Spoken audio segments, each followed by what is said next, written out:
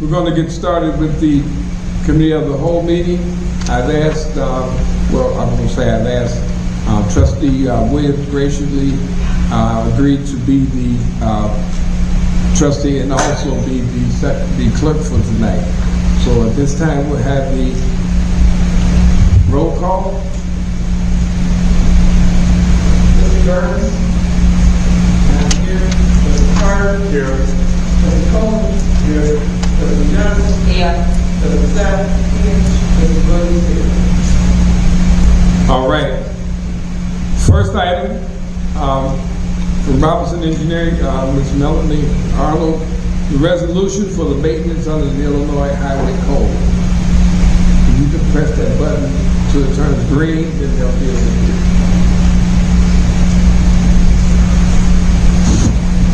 Good evening, Mayor, Madam Clerk, and Board of Trustees. Okay, I have a few items to go through with you tonight. First up is going to be the resolution of maintenance under Illinois Highway Code, document BLR 14220. I am hopeful that you received the resolutions in your packet. Yeah. Okay. So just a little brief history. As I know you know, the village is currently in the middle of an audit for MFT, and one of the outstanding items was the preparation of an estimate of maintenance for fiscal year 2023 and the resolution of maintenance for fiscal year 2023. And so that is something that should have been done last calendar year. It was not, and so I worked with Renee to go through the MFT. Well, I've worked with IDOT, with Renee, and with Robinson Engineering staff to go through retroactively go through the MFT ledgers from last year to see what was indeed spent, and then we're going to we prepared the estimate of maintenance costs based on those ledgers. This resolution then matches what was spent in fiscal year 2023, which was approximately $60,000. And so this resolution that I would ask to be placed on next week's board meeting agenda would retroactively approve the use of the $60,000 for MFT related funds, which in 2023 was mainly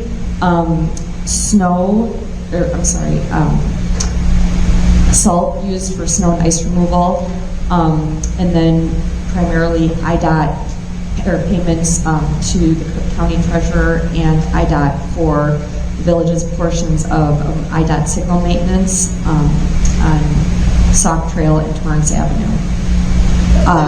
Those were really the only items that MFT funds were used for in fiscal year 2023. So that's the first resolution that's titled section number 23-0000-OOGM. And then the second resolution is for fiscal year 2024. And that, again, I did take the ledgers that were provided to me by Renee, went through them, then met with the Public Works Director to determine, what we've spent so far to date, and then what we anticipate could be spent, which at this point would primarily be salt or items like that. And so that amount will be for $165,000. That's just the estimate. It doesn't mean that that's what we're going to spend, but just not knowing what. I've only seen the ledgers through October, so I don't have the rest of the year, and I wanted to go ahead and be conservative. And if we spend less than that, then that's not a problem. We just fill in the audit at the end of the year, not the audit, but the paperwork at the end of the year that shows what we actually spent. As long as we don't go over the amount that's shown in the resolution, that's what matters. So the resolution is always higher than we expect it to be. And so those are the two items that I will have placed on the board meeting agenda for next week, if that's needs the approval of you all. Is there any questions?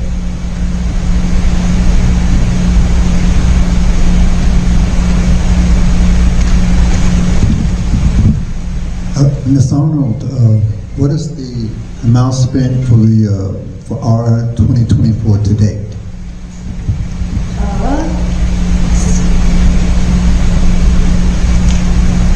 So I can get you that, let's see.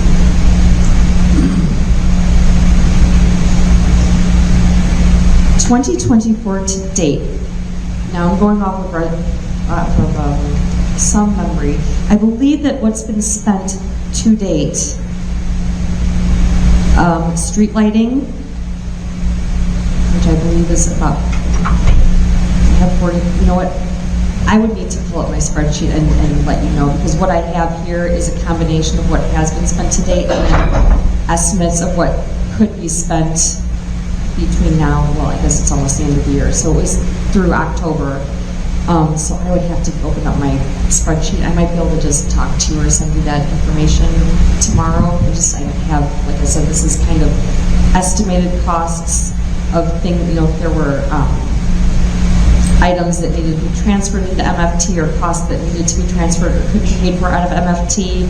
I know Renee has been working through that audit process, so I try to just be conservative in these potential numbers, but I can get you the answer to that question. I can email that to you tomorrow. Oh, sure. Yes, absolutely. And could you say it's half the amount that you're estimating of the 165,000? Could you say it's half that amount? Oh, yeah, I would, like I said, because it's been a while since I put this together, I know that the snow, we had not spent to date. Like I said, I had just had the ledgers through October at that point. We didn't have any, we hadn't spent any on, any funds on salt, so I have $24,990 as an estimated line item. To date, that's zeroed out. So it probably, honestly, Trustee Coleman, is about Less in the $80,000-ish range, but these are just high conservative estimates that I put in there, just so that if we ended up spending more than the resolution, then we have to go back and do another resolution to catch up, so trying to avoid having to do that. But I will get that information over to Trustee Williams so she can share it with everyone. Thank you. Trustee Seth. Hi, Molly. Did this audit start in September, or when did it begin, the MFT audit? I was first, Mr. Shaw reached out to me, it was either, I'm not sure when it was, because I think September or early October. I know I got on it right as soon as I heard from him, but I was not on the first round of communications. So to your knowledge, these resolutions, are they part of missing documents? These are two of the findings that he had. I think there were 11 points in the findings. These were two of them, but these were not associated with any missing documents. Thank you. Okay, I'm going to ask the board if there's anyone has any problem with putting this on the agenda for next week to be voted on. Okay.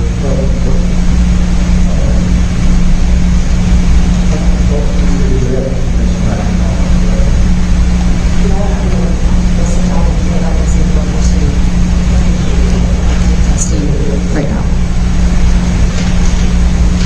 Okay, so there shouldn't be a problem with putting this on the agenda for next week. Now, I know that I see there's two things in there before you, but it doesn't make sense for you to go sit down and come back. So, I'm going to ask you to move forward with the operator's agreement extension. Sure. So the third item, I guess I'll just give you all a recap. As you know, Robinson has been the interim responsible operator in charge for the past year. Our agreement actually came to an end, the interim agreement came to an end on November 30th. However, it was extended to January 6th just to provide coverage because the village does need to have a water operator. It's IEPA requirements. So we worked with the village and were able to extend our contract by, I guess it's 35 days, while the village was looking for a permanent replacement because typically Robinson does not provide operator services. I mean, it's something that we have staff to do, or we have staff that have their operator licenses, but it's not something that we typically, a service that we typically provide.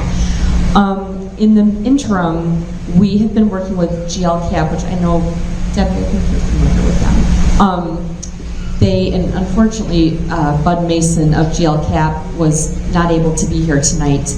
But they are, it's Great Lakes Community Action Partnership, and they are able to provide services, a myriad of different types of services to certain client communities. And one of the items, or one of the requirements is you have to be under 10,000 people, which Sauk Village is, so you would qualify. And they have been able to find a water operator that is a Class B, which is very important because you all have a well system, so you need a higher level of operator than most other communities in the Chicago area. They're very, very difficult to find. They were able to find one, and they are going to bring him on board under GLCAP, and then you would enter into an agreement with GLCAP where they would become the new water operator for the village of Sauk Village. The cost is comparable to what Robinson's agreed upon costs were. The big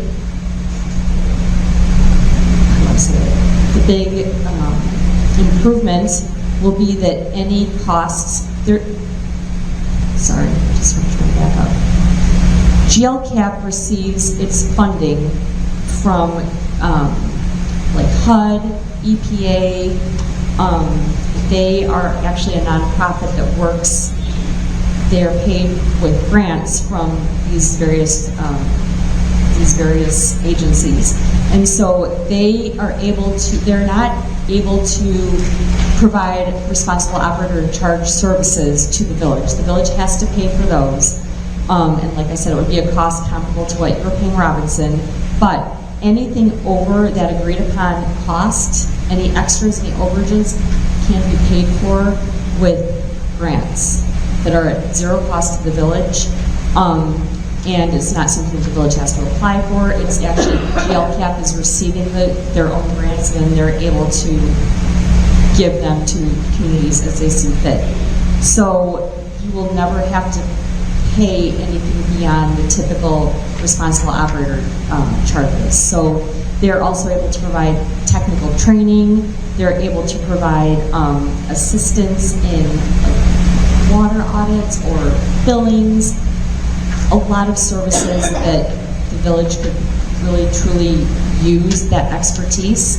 And it is, like I said, it's paid for by the grants, so there's no need for the village to ever have to pay additional funds for that. And I'm not doing a good job at explaining what GLCAP does, but they are really, I feel like this is a great opportunity. They're excited for the ability to come in. I know, as I said, Trustee Williams and the mayor have worked extensively with GLCAP. They were here before I was when the village was going through the vinyl chloride emergency, and I believe that they were able to provide quite a bit of assistance. And so Bud Mason would be the person who's back here again, helping oversee the transition of their new operator and being plugged in, dialed in, and helping the village, you know, in any way that they can. And Robinson would work together with GLCAP to make that transition happen, because we have done a lot of work on the system in the last year, so just to make sure that the transition is as seamless as possible. Like I said, I know that Bud had sent over an agreement. The agreement would, like I said, would be between jail cap and the village. It is very, I had sent him over the current agreement that Robinson in the village had. That's what he based his own agreement on. It's very similar in the operator's responsibilities and the village's responsibilities. But again, the difference between a Robinson agreement and the jail cap agreement is that this just basically sets the terms and the monthly charge that the village would pay for the operator services. Anything else above and beyond would be paid for, or would not, there would be no charge to the village. It would just be paid for by the jail cap grants. So I do think that it is I actually think it's a great opportunity for the village to have a Class B operator that has the support of jail cap behind him.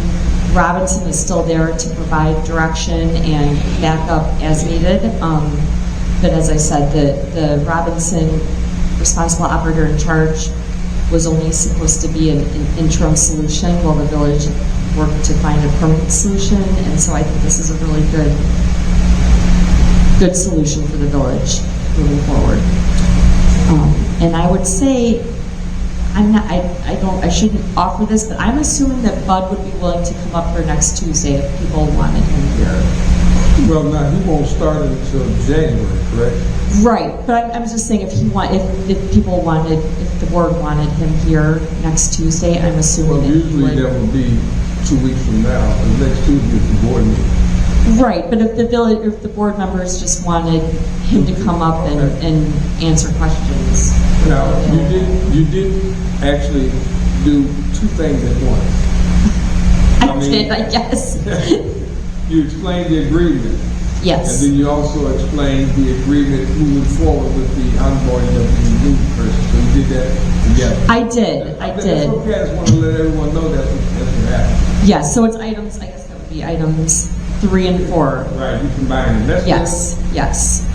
good. Okay. And so I know I just threw a lot of information at you, and like I said, I apologize, I probably didn't do the greatest job of explaining what jail cap does, but I'm happy to take any questions, and if I can't answer the questions, I can reach out to Bud and get back with you. Trustee Williams. What I was going to suggest is, since we have an agreement that we're going to have signed before January, we can place that on December 7th, January. If and this agreement, so that we can look it over and then we can approve it prior to January 6th. Until it's coming out January 6th. No, she's trying to get him to come next When week. is it going to start with? He tentatively, our extended agreement ends on January 5th, so they wanted to start on January 6th, like they would take over. Hey, you speaking to Mike there, you can't hear you. Oh, I'm sorry, it's all over. I'm sorry. Okay, so that would be the board meeting, Yeah, the committee meeting, just like this one, will be in 2 weeks. He would need to represent what you said. I mean, you presented it well, but in order for him to present it on his own behalf, along with his agreement, if he could come on the 17th at the committee meeting. Okay. And then we would be able to see exactly what the cost is and what they're offering. Okay. And then we could approve it on the, whatever meeting we're having at the end of December. Yeah, because that's around the holidays. Right. So I'm sure we're going to have a But meeting. right now, the extension is what we are going to have between now and then. Yes. Trustee Cole? How do you spell jail cap? It's Greater Lakes. Yeah, it's an acronym. Greater Lakes Community Action Partnership. Great Lakes Community Action. Great Lakes, I'm sorry. Great Lakes. Community Action Partnership. Any other questions? So I will, in closing, I will have request Bud to be here on the 17th. 17th, yeah. Trustee, Byron, do you have a question? Thank you, Mayor. Bud is his name, Bud? Yes. Charles, his name is Charles Mason. Well, I think that it goes by Bud. Oh, yeah. But his real But name his name is Charles Mason. Yes. Charles. And we call him Bud. Yes. All right. You know that remind me of the Cosby Show, Bud.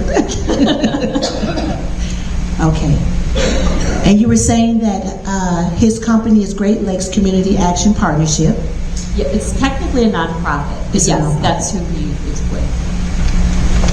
And this is the so it will be a nonprofit that will take over our water department. They would be taking over they would be serving, they have hired, or they will, contingent upon the village entering into this agreement, they have somebody lined up who will come to work under GLCAP as a Class B operator, and you would be assigned to the village of Sauk Village. So they will be it is a Great Lakes community that has a person to recommend to the village to work. Well, so Or the they'll be working agreement for them. Yes, so the agreement would actually be between the village of Sauk Village and GLCAP. Got it. And then the water operator that they have found is going to be, he's an employee of GLCAP. He's Okay. going to be providing the service to two other smaller rural communities as well under GLCAP. So he would be responsible for serving as the operator in charge of the Sauk Village system and then two other smaller systems under GLCAP. So the agreement in general will be just the village and GLCAP. Yes, yes. Thank you. Any other questions? All right, Noah. Okay, Thank you so much. thank you. Marley? Thank you. All right, next item that we have is going to be presented to us by Nick. And this is for the Southland, two different items. One for the grocery store initiative, and then the second one will be for the cannabis and restaurant. So you want to come up, sir? Thank you, Mayor.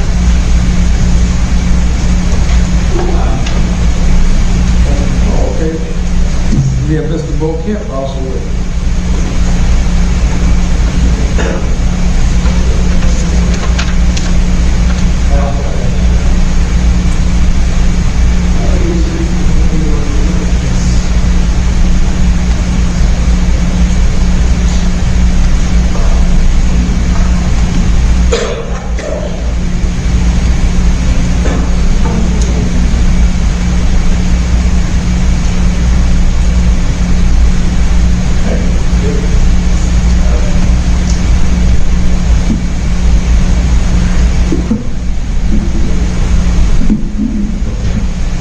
All right.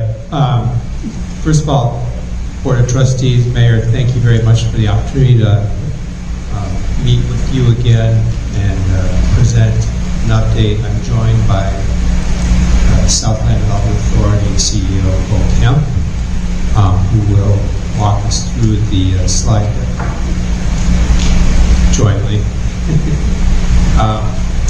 You know, a lot of this should be familiar because we did spend some time going through this in early October, but the proposal in front of you is the Southland Development Authority to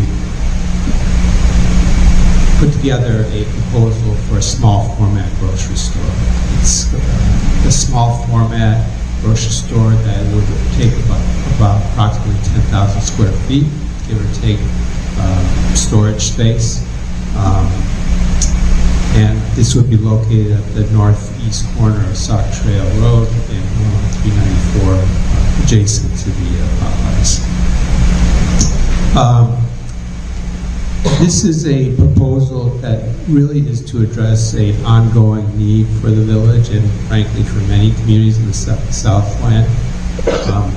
There is a food desert, and the food desert, according to the USDA, is an area where there's a lack of access to specific types of foods, not convenience foods, but fresh, healthy food options. So what we're trying to do as a proposal to the village is to put together a project where you would have access to those high-quality, healthy food options, including fresh foods, fresh vegetables, and fresh meats. By doing that, we believe it would not only address dietary challenges, but also address the challenges of inequity, and also as a side benefit provide some fiscal relief to the village through the sales taxes. So there's certainly a lot of good cases, good reasons to do this kind of project. There's a verifiable need. Strategically, I think there's strong alignment between what we're trying to do at a regional level, which is to provide not just grocery store options in this community, but throughout the south suburbs. There are many food deserts. So there is that strategic alignment regionally and locally. Thirdly, the collaboration aspect, where we can collaborate and as a regional body bring the resources, and that's what we think we're able to do, is as a regional entity bring in access to capital that makes the construction of a small format grocery store possible. But as we come to you, and we've actually pursued roughly about $500,000, and without that money, Can you speak up, please? We can't hear you. Sure. Can you hear me better now? We've pursued and found access to about $500,000 that would be invested in this project in order to make this happen. Without that money, it is financially not possible to build this type of a grocery store. Frankly, whether it be in Sauk Village or in other communities, it's very difficult to acquire this kind of capital. And there's a time limit on that capital. And as you all know, we actually missed that deadline. That deadline was to occur several weeks ago, but we were unable to get a vote. If we are not able to get a vote, whether you decide you want to move this forward or not, we will lose that money. We will return that money. We will not be able to use that money for this project in Sauk Village or anywhere else. And so I just want to make sure you all are aware that this money is allocated specifically for this project here in Sauk Village, nowhere else. And if you decide that you don't want to move forward with the project, which is your right, we will return that money and will not be able to use that money for this project or any other project. Thanks. Since I thought we could assign more time to the Q&A part, but I do want to say, before we get into that, there are certain things that are important to understand about this project. One, I mentioned the small format, so we think that from a risk management standpoint, that makes a lot of sense. I think that's the trend with the grocery store industry and in retail in general, really, is to go to smaller footprints with the smaller store sizes. The other part of it, too, is that we are proposing that the SDA, the Southland Development Authority, would be the owner of the space, but we would contract with a professional grocery store operator. And that's really an important distinction, because we're a nonprofit. We don't claim to be experts in grocery store operations. Instead, what we propose to do is bring in, through a transparent, competitive process, a grocery store operator that has that experience and that is willing to take on the lease for this kind of space. We think there are multiple grocery store operators in the Southland and Chicagoland area that would be willing to do this, because we can provide, I think, an attractive value proposition for this project. Next slide just shows you who are some of the key players on this team.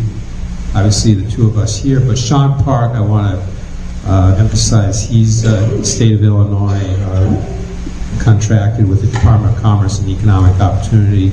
We've been working with the mayor, who was actually on a panel at the Illinois Tax Increment Association State Conference. So he's had an opportunity to meet with him as well. So he's the kind of person that we believe provides unbiased, high-quality advice. He himself has been a grocery store operator before he became a consultant to the Illinois Department of Commerce and Economic Opportunity. So he is an important part of our team going forward. Some of the other slides describe some of the financing. The $500,000 that we have committed that Bo referenced is in this pie chart, so that's the We Rise Together grant. So the advantage of that, having that, is that it would allow us to reduce some of our debt burden for the construction project. In terms of location, I mentioned earlier, adjacent to the Popeyes. It sits on 3 pins. Those are the pins listed, and it's at 1771 through 7765 Sauk Trail Road. So that's where you see it.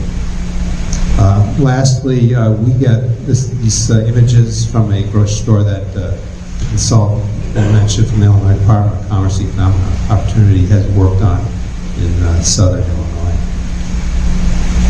I just want to make a point. This was included just so that you had a sense of the type of work that the state of Illinois has done in other communities. This is not necessarily what this particular project will look like. It doesn't reflect all of the goods and services that we expect to be there. I think it's just important. Last time I think we had a question about whether or not it would include fresh cheese, meats, dairy, and other things. And the answer is absolutely. The purpose of this is to try to set a precedent so that many of the communities in the Southland have fresh food options that reflect the needs of the community. So these pictures were just to give you a sense of this is the type of project that Sean Park, who works at the state, specifically around creating small footprint grocery stores. And most of the work he's done has actually been more in rural communities of what they've done. I think at this point, I think we should just begin to have some dialogue and try to address some of the questions that they have. Trustee Brown? Thank you, Mayor.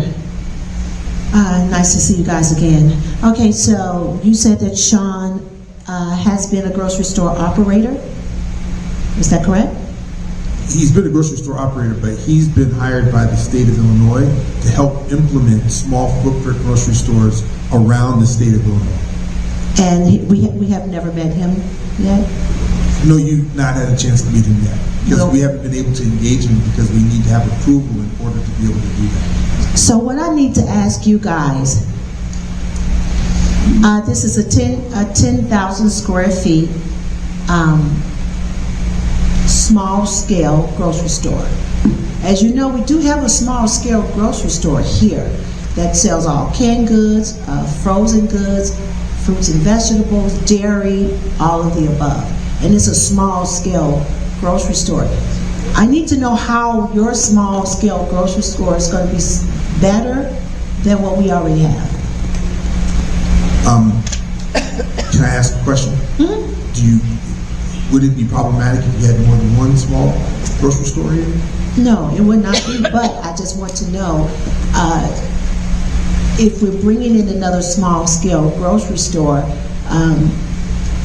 before, I remember you guys were saying before that you weren't going to necessarily carry the canned goods, but you were going to focus more on the fresh produce, meats. Is that still the same concept? So we don't see ourselves necessarily competing with what you already have. Our intention is to supplement and improve what you already have. And so what will be carried at the store will hopefully both reflect the fresh food needs of the community, but it will also, over time, we'll figure out to what degree your existing products service one area and we should be in another area, vice versa.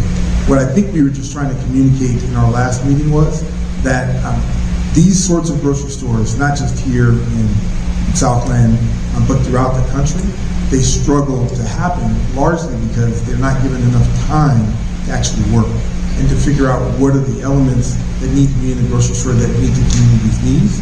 Part of the benefit of us doing this as a not-for-profit is that we're not driven by profit motive as the reason to actually start the store.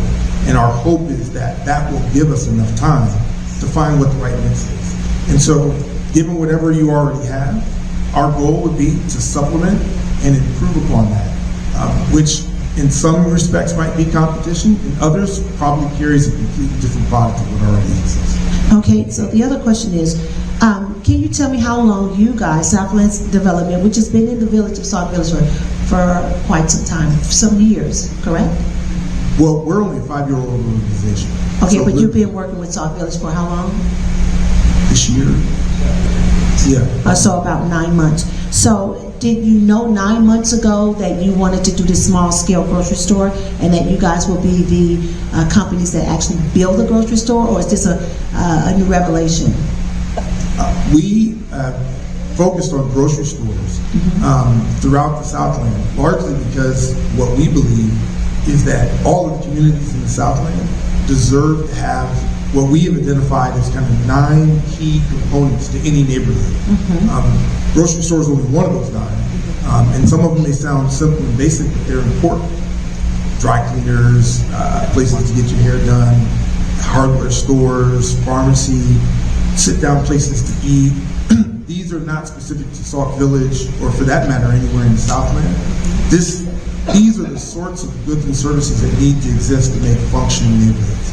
And so what we've known for our existence is that we want to do our best to support throughout the entire Southland, each community having all of these 9 components, so that what we are fostering in each community is a fully functioning neighborhood where the money doesn't have to go outside of Sauk Village in order to be spent, but can reside here.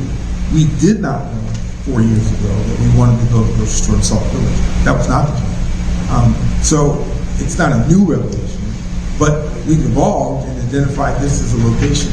It's not the only location we'd like to do this. We actually like to do this in multiple other places, but we'd love to do it here in Sauk Village with your support. Okay. And I would just add that this funding limits our capacity. So we'll still continue to pursue this with you, and we'll pursue it in other communities. But if you decide that you don't want to pursue this opportunity, we'll lose the funding, and it will set us back in terms of time frame and our capacity to do this with you. Okay, thank you. And then, so this is a pretty new development that you guys have decided to move forward with Sauk Village to do a small-scale grocery store. Because if you've only been here for 9 months, obviously you've only considered this a few months for this village. No, I think so. We did a poor job in answering your question. You've hired us in the last 9 months to work with you as a supplement to your economic development team. And so that's what we've done for 9 months.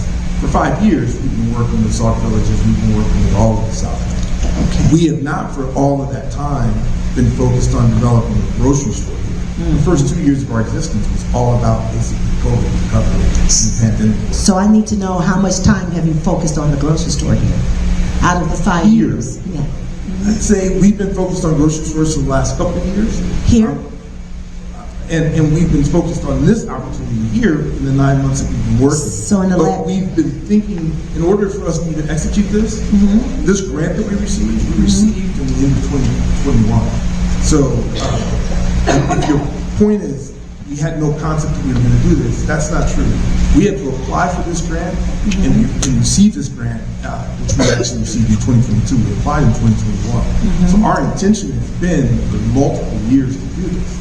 The opportunity to do this in Sauk Village is new, but our plans in order to get to this place have taken us several years. Okay.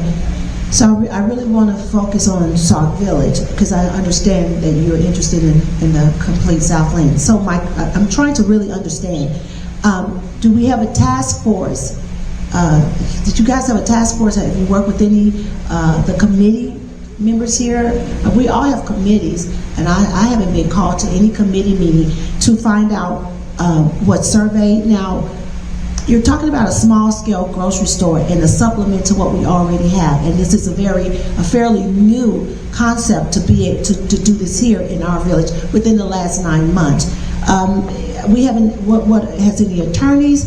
Have you guys talked to any attorneys? Have we had the land appraised out of the three pins? Are you guys you're going to get all of the land, or only certain portions of it? So what I'm trying to say is that we're talking about grant money. I'm not sure. I don't have a clear understanding of where we are in the process of this at all. I haven't gotten any information We don't know anything except that you need the grant money, and if we don't get it, we'll lose it. But we don't know what the appraisal value of the property is. We haven't gotten a contract of any sort. We haven't had any attorneys present. We haven't spoken to any task force, any committee people.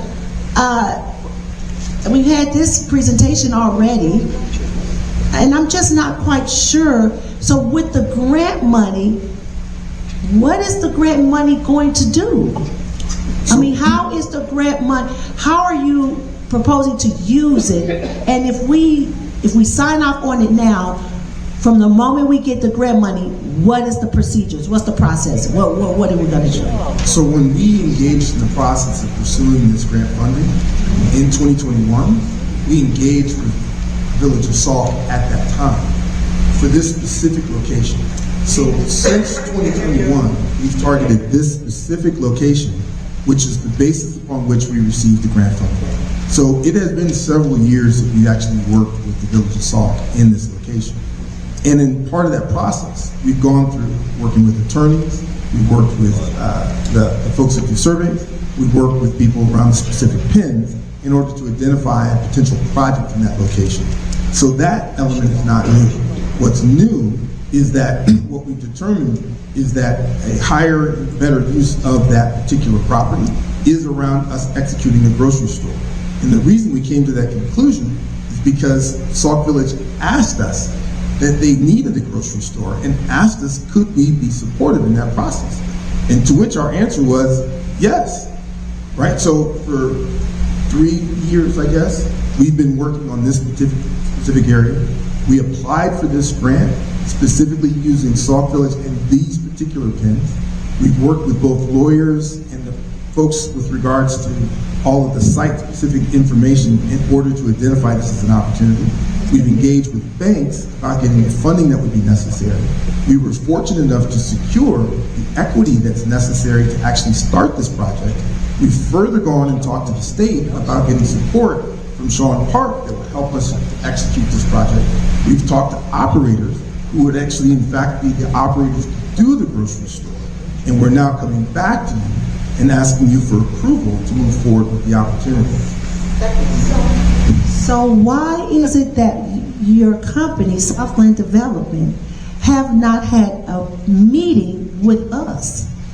With the bankers and the people, the grocers who's going to run the lease? See, you're saying a whole lot of, so what I'm asking, when you acquire the $500,000, at that moment, what is going to start?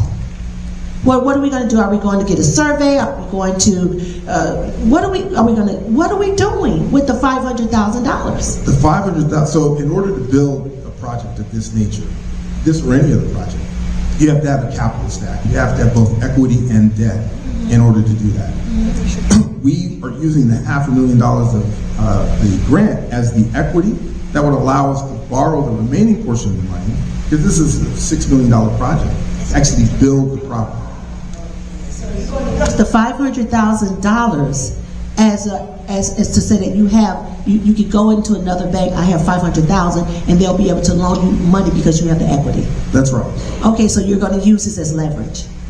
Well, no, we're going to get leverage. Well, you're going to, the $500,000, the $500,000 is leverage to get millions. No, the $500,000 is the equity that allows us to get leverage, which is debt. Exactly. Yeah. And that $500,000 was granted to the Southland Development Authority, and the debt that we would take on is the Southland Development's debt, not yours. I understand. We would be responsible for building the building. We would own the building as a not-for-profit. So just that's what would happen if we were successful with you. Okay, and the monies, the $500,000 that the village, we approve or sign off on? No, you didn't approve or sign off. Not approve, or the grant, you need our okay to move forward in order for you to receive the grant. We've already received the grant. We actually have the money. But, okay, so you need our approval in order for you to use the grant.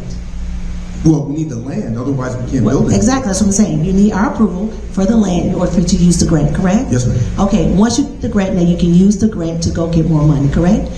the money that you get will be specifically for this project in Sauk Village and Sauk Village only? Sauk Village and Sauk Village only. And if you decide that you do not want to move forward with this project, we will actually write a check and give the money back to the not-for-profit, and will not be able to reclaim it or use it for this project or any other project ever again. Okay, and so I think that you guys, I just heard 6 million, this is a $6 million project. Roughly. So this is the first time I'm hearing those numbers. I've heard the 500,000 over and over. So this is a $6 million project, roughly. Roughly. Do you know if are you guaranteed the $6 million from other financial institutions? Do you know? Nothing about this is guaranteed. We're Okay. taking all the risk. That's the point. Okay. We're taking the risk intentionally because we believe in the Village of Sauk. Right. We actually think that this is something that's worthy for us to do. Right. And the reason why I'm questioning is because we did take this risk before with the same land, businesses, and didn't pan out, and we're still in a situation now concerning these same pins, that same land, about a business that should have been here years ago. Yeah. And I believe we're running into the same situation. We're being asked to approve a project. Again, we haven't did any preliminary with any attorneys, no preliminary with any appraisals of the land, nothing. We haven't done anything. We're just asked again to approve it without understanding a whole process, timelines. When you get the money, what are we going to do once you get the additional funding? What timelines are we going to be moving to make sure that this project is moving forward? No one is talking to us about any of that. And that is the problem we ran into as a village before. That's the problem that we're having with everything in our village. No timelines, no attorneys, no meeting with any of the committee members, no meeting with the mayors, no anything. And you guys have to understand, we have to have information, real concrete information, to even begin to approve these things. There's a marijuana, still haven't heard anything else about that. So people, you are coming here asking us to move forward with a project that we have very, very, very little information about the structural portion of the project at all. And you guys were supposed to come back with that for us, to give us a bird's eye view of $500,000. We need you guys to give us permission to have this land. So now you're tying up our land. But then after that, once we get this money and go to other banks and institutions, what is the appraised cost of this land? Then once that, then what are all the steps that we're now going to begin to take to see this thing into fruition? We have none of that. None of it. So we can't see your vision because you haven't given us your vision. You just in a small scale grocery store, which we already have. So you all have to tell us, how is this vision going to, the steps in which this vision is going to come to pass? And you guys said you were going to bring it back, but you did not. So just for clarity, the document that you have in front of you does outline the scale and the scope of the project in terms of money. It may not be obvious in here, but we could walk you through it. This is not a new project, as I've mentioned. I would also go further and just say that in the documentation that I believe, if you decide that you would move forward and approve, what is engaged and the lawyers that have been involved in that actually set some limits, and I don't remember what the time frame is, but there's some period of time at which I think we have to build the store. Do you remember what there's a component that basically says we have to build the store within a certain period of time, or do we land revert back? Exactly. So, See, we don't even know that. Yeah. We've never heard that before, and that's why I'm saying, I know that if you get these grants, because you're telling us right now that you're saying now that you came back to us after the deadline for the grant. Well, Why is that? We came to you before the deadline, and for whatever reason. But again, the mayor or no one else has discussed this situation with the trustees since you were here last. Well, ma'am, just to be clear, when I was here last, I told you then that that was the deadline. But now our mayor the mayor has not come back and met with his trustees to have any more discussion on it. Okay. So now we're having opportunity to discuss again. So there is a deadline, and there is a specific time frame that you just said that this store needs to be erected. We need to know all of these things. So You know? have documentation, but I don't know what you've received. But in terms of what we presented, to go in front of you for a vote, I presume that at some point you have or will receive that information, but I don't know what you have and haven't received. So do you know what the time frame is under these grant procedures when this store has to be standing? So the procedures that are not related to the grant, the procedure is something that we actually included in a way to protect Sauk Village, to make sure that somebody didn't acquire. I don't remember what it is specifically, so I can't tell you. But we added that. That was not an issue of the grant. Just to be clear, Okay. the grant we're supposed to turn that grant back over for a year. I've been tap dancing around trying to actually convince folks there's an opportunity. And to be even more clear about this, Cranes wanted to come here and actually sit in back and actually chart whether or not this was going to get passed, because they thought that it wouldn't get passed. And I was telling them, I think you're wrong. And I think the community of Sauk actually wants this project, and we're fully committed behind it. And we're prepared to take the risk to try to make this happen. We think it's in the best interest of everybody. We understand that it's your decision as to whether or not you want to approve the opportunity to go for it. And if you choose not to, that's your right. And if that's what you decide to do, we'll continue to work with you happily, and we'll move on. But in doing so, what I can tell you is this: that money that's available for potential development will not be available again. Will you be able to develop something else there? Possibly. But then I would ask you, what efforts you've already taken to develop that, and you've already described to me that it's been difficult. Well, it's probably been difficult for a reason. And one of those reasons is lack of funding.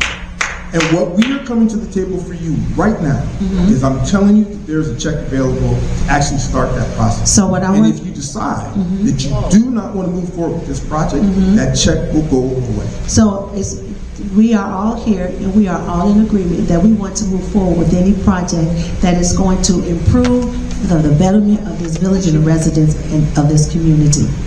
But I want to have some private meetings with you guys. I need to meet with you guys in some private sessions, because there's some more in-depth information that I believe that you guys need to give us, and give us a greater understanding. And again, your time frame that you just mentioned that we had never heard before, when that building is supposed to be erected.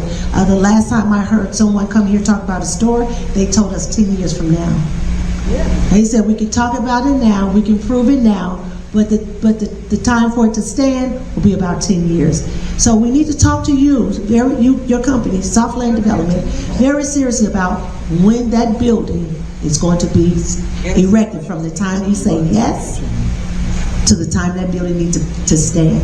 So again, it's not about whether we want to move forward, because I'm sure we all do, but there's so much more information that is lacking, and I think that it will be in the best interest of everyone to have a series of meetings, business meetings, to discuss the business in detail.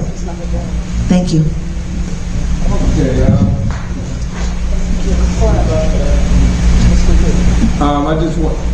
I just wanted to kind of reiterate that you guys were here before. You did present the same package. Everything that you presented then is in here now, just change the date in front. I don't know where anyone got the point that it's going to take 10 years to put any building up. I don't understand that. I never heard that before at any community. It didn't take 10 years to put a stadium in a municipality, so I don't see why it would take 10 years for the store. So I just wanted to and bring that, 'cause that I've never heard of. And to have meetings with just one trustee as to whatever, I mean, that would be kind of a waste of time. That's why you come here to everybody at once, because if you just talk to one trustee, the other ones have questions, now you gotta do the same thing to each one. So that's something that's the reason why we have this. Excuse And me. then, I'm talking now. Thank you. And that's the reason why we have the committee meeting, so we can all hear everything at one time. Just to put it at rest, the land, and that's all I'm understanding, this is what you explained last time, the land is the only thing you're asking the village for, is the land. No money, no guarantees, no nothing else that the land, that is sitting there. That would be the only thing. I don't know why, if we're not getting anything for the land, why it would need to be appraised. That would be up to you. Because you would use that land as collateral or whatever to have it, if you're gonna try to borrow off of it or from it. But to have that land appraised, and we would have to pay for that appraisal, it doesn't make sense. That would be something that you guys would do yourselves, not the village. So when you were talking, I'm sorry. Thank you. Okay. So I'm just saying that, and you were right. There's a deadline.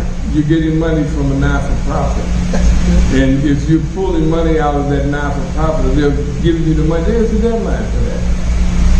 It's not a pressure point, but then they got I don't know how many different other people are trying to get that same money for whatever project they have throughout the state. So by you already have it in hand, and all you have to do is get an okay to move on. And that's what you're basically asking us right now, is to get an okay from us for you to move on to the next level. All the paperwork, everything that you're going to do will fall on you guys. Quite naturally, the permits and everything that you would have to do will come through us.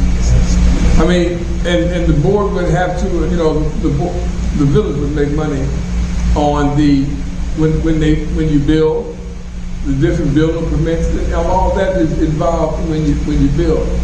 We also, it's in a TIF area, so then the taxes are a little bit abbreviated, but we still get sales tax. So it's not like we're asking, or you're asking us to put anything up front other than the land that is sitting on.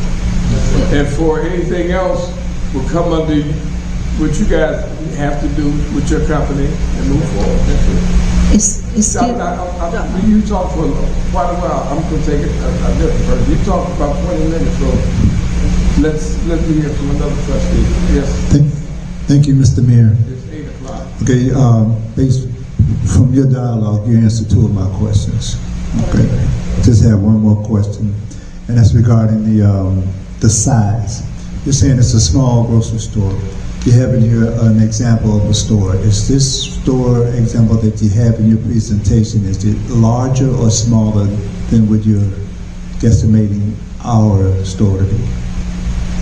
You know what, I'm not 100% certain, so I don't want to be, I don't want to say something that's actually not true. I think it's probably in the range of that size.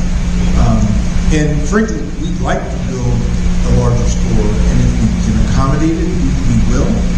But what we're managing is that grocery stores are notoriously not large. And so in order to get operators to work in the grocery store, we've got to kind of create the framework of which that it can be profitable. Size matters. Too small and too large can be really problematic. So we're going to do our best to max out the size of the store. And in an ideal world, we'll actually need the capacity to expand the store, right? Because what we also found in Sauk Village but in other communities, often when you start, it takes time for people to actually change a lot of their buying habits and to come to one place. And once you actually are doing that, you demonstrate that the store is feasible, it becomes easier to expand. Thank you. Trustee Seth?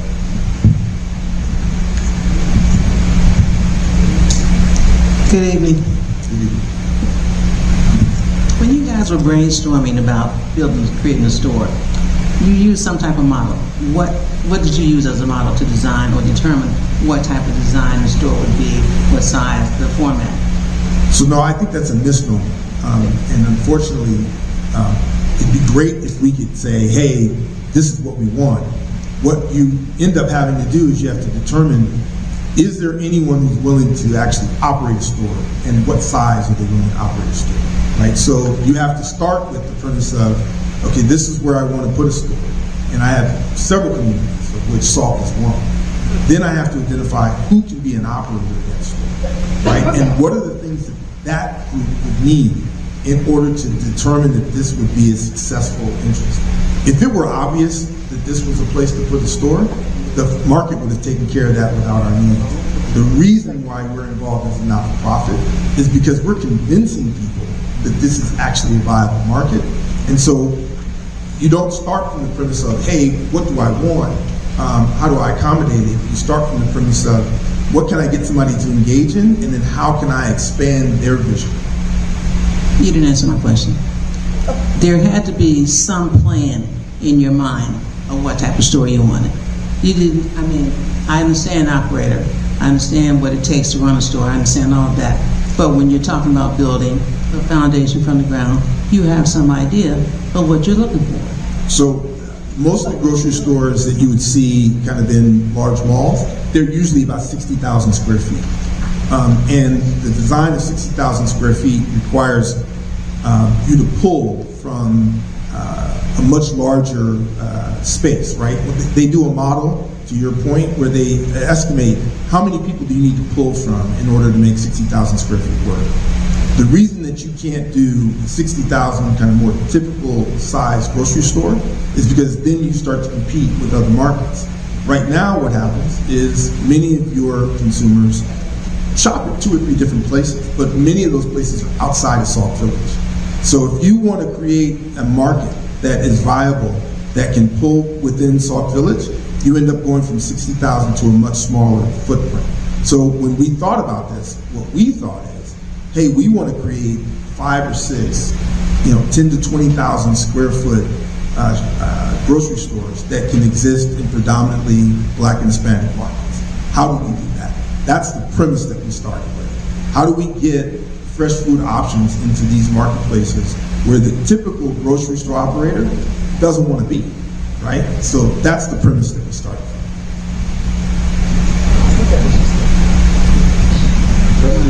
I'm sorry, one last thing. So, for example, I walk into Whole Foods, I shop at Whole Foods, and I see the format, the layout, and I can look at that store and say, I could do this on a smaller scale. I could see this on a smaller scale.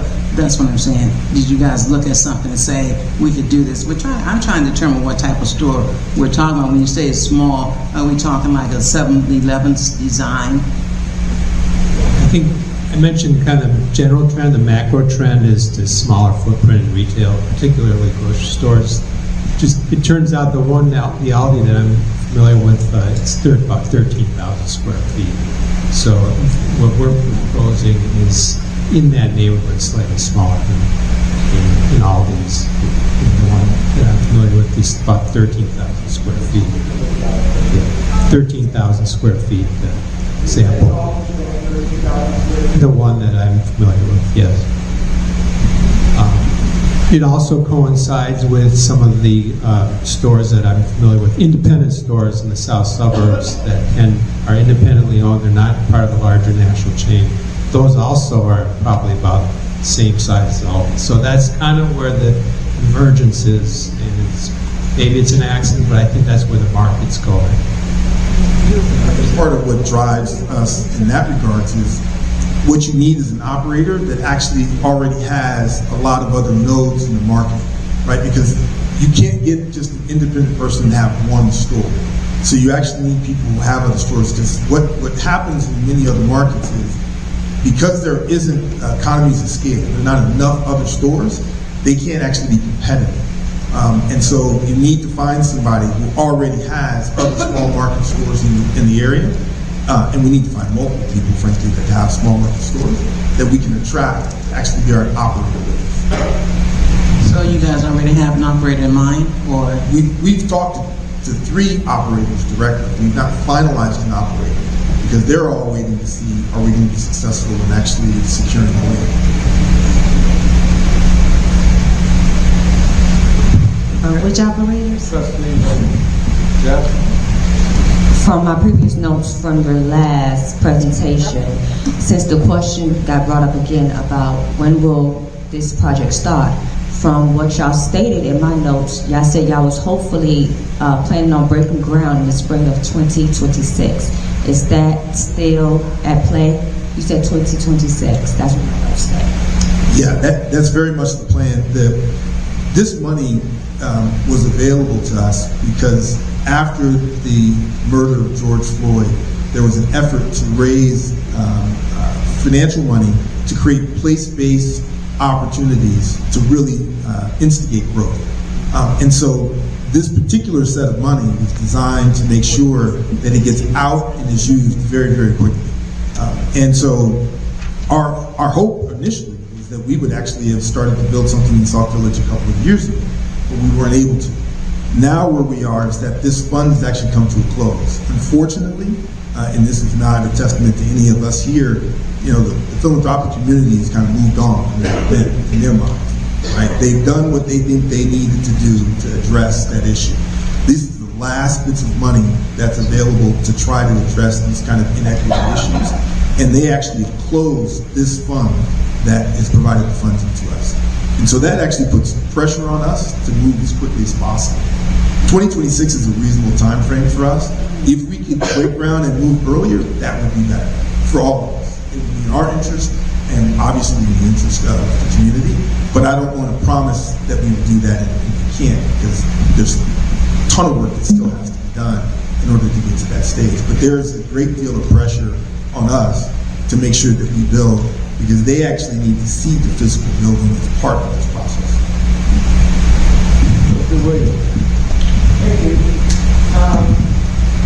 I think this presentation was a lot more thorough than the last one. A lot of things were said that weren't said last time. I think what we needed to understand was when you say 10,000 square feet, we don't see 10,000 square feet. That's your job. But when you could say 10,000 square feet, 13,000 square feet, Aldi's, that gives us a better picture of what type of grocery store you're envisioning. And do we want something like Aldi's in our community? Absolutely. I think part of the question was that the entire property is 90,000 square feet, and you're saying you could use 10, 13,000 feet for a grocery store. Do you have any idea, you want all 90,000 square feet though, so do you have any idea what you would be doing with the other 85,000 square feet that you wouldn't be building on? Maybe it would help if we had a little bit of something about that. But I think what's most important is what was said this time that was not stated last time was, if in fact you don't succeed with what you started was bringing a grocery store, the land reverts back to the village. Yes. So that was my biggest problem that we had with the medical center. They were going to build a medical center and several other stores to go along with it, and it never happened. Had we given them the property flat out without any questions, and they didn't build, then we would still have empty property, and they would have property that they could sell at their discretion. So that in itself is not something that was stated last time. That's very, very important. And also, as far as the timeline is concerned, if you could please provide us the timeline, that would help us, because I don't think that was really discussed last time either. And Mr. Mayor, what tip is this in? Tip 4. Tip 4. So, but we don't have to provide any infrastructure or anything. All we have to provide is the land. We don't, at this point, we don't know enough about the land to be certain of what the needs are, but the first step for us to even get to that place is to provide the land, which allows us to get the bank loans to actually begin the process. But what was stated was, all you want from us is the land. We don't have to worry about the infrastructure and any of the other costs that comes with bringing these. Water, we would have to. That's the infrastructure. Okay, well, yes, Okay. Yeah, We would have to provide the water to the properties, not just one property, but to the whole 90,000 square feet of properties that you build on.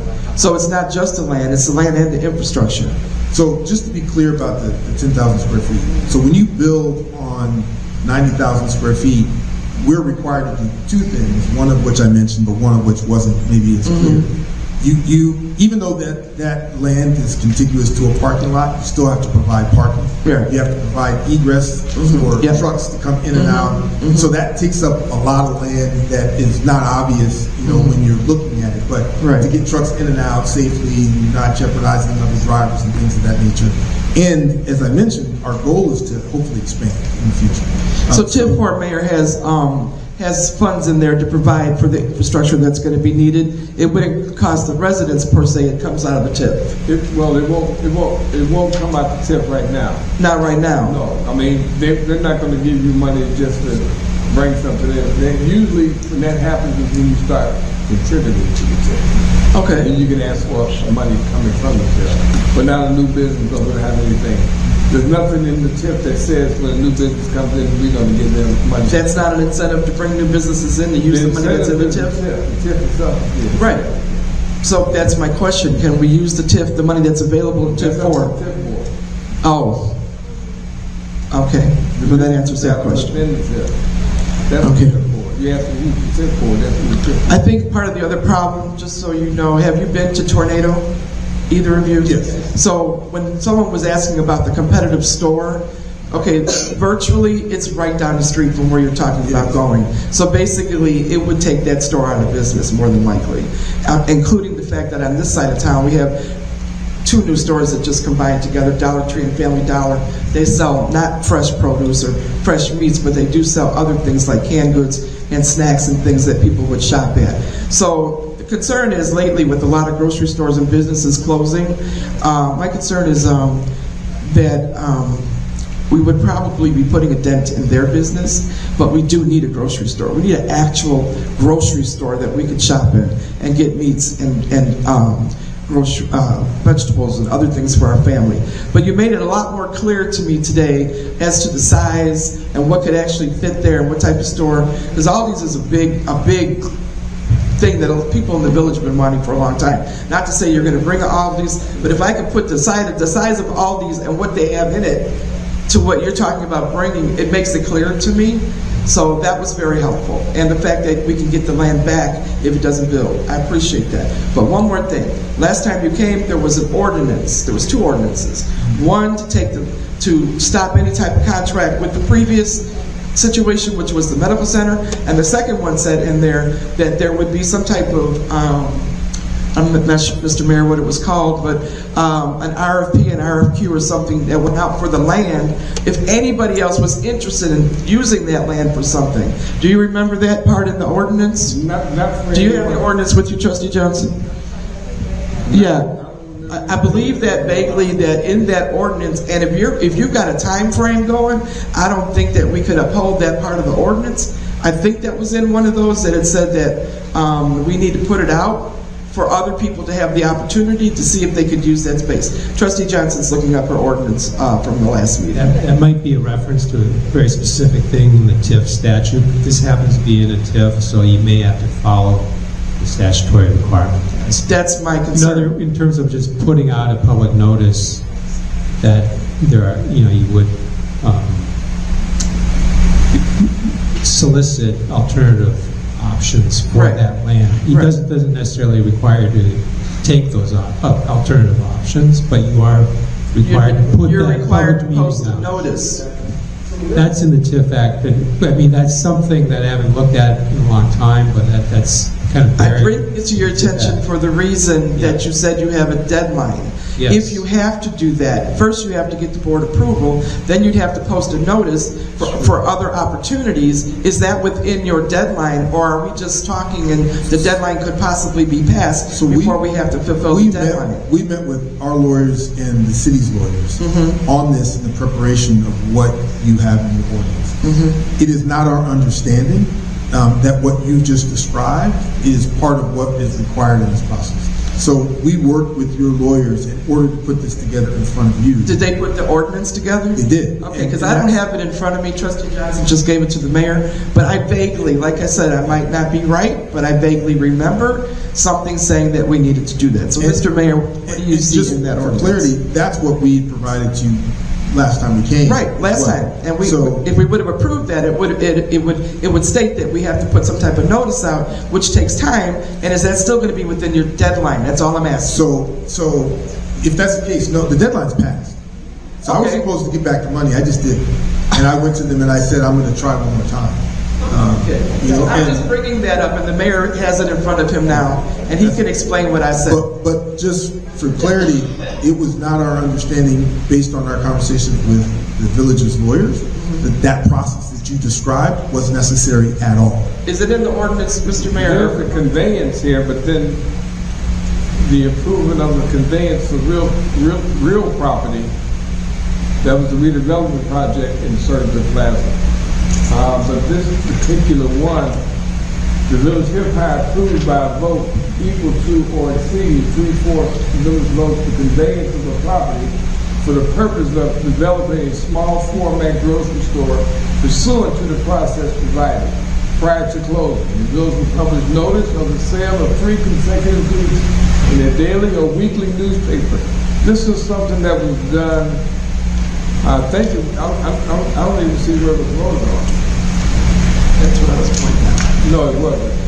Yeah, but I think there's a distinction to what he's saying and what I think you're thinking. The point that Nick was trying to make is that it isn't that you can't approve this and that it has to go out. It's that once you approve it, you have to have a public notice. That's what I'm saying.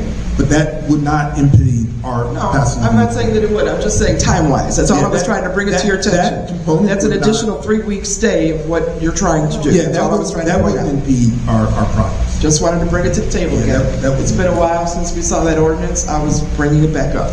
No worries. Yes, that's all I have, Mr. Mayor. Okay.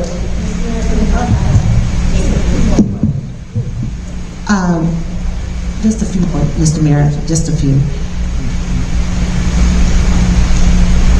You will give us a time frame. We will agree upon a time frame that this land will revert back to the village if you haven't met the criteria of having that building erected. Absolutely. Okay, and we will get that time frame.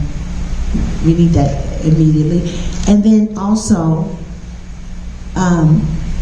if the store is only 10,000 square feet, why do you need the whole 90,000 square feet right now? I mean, we can. Well, that's what I was describing just a minute ago to the councilwoman, that it's 90,000 just raw land. Yeah. But you need parking. Of course. Right, so you need, so just in general, right? In order to build, for every 10,000 square foot of a building, 100,000 square feet essentially equals 10,000 square foot of a building. Well, that's not right.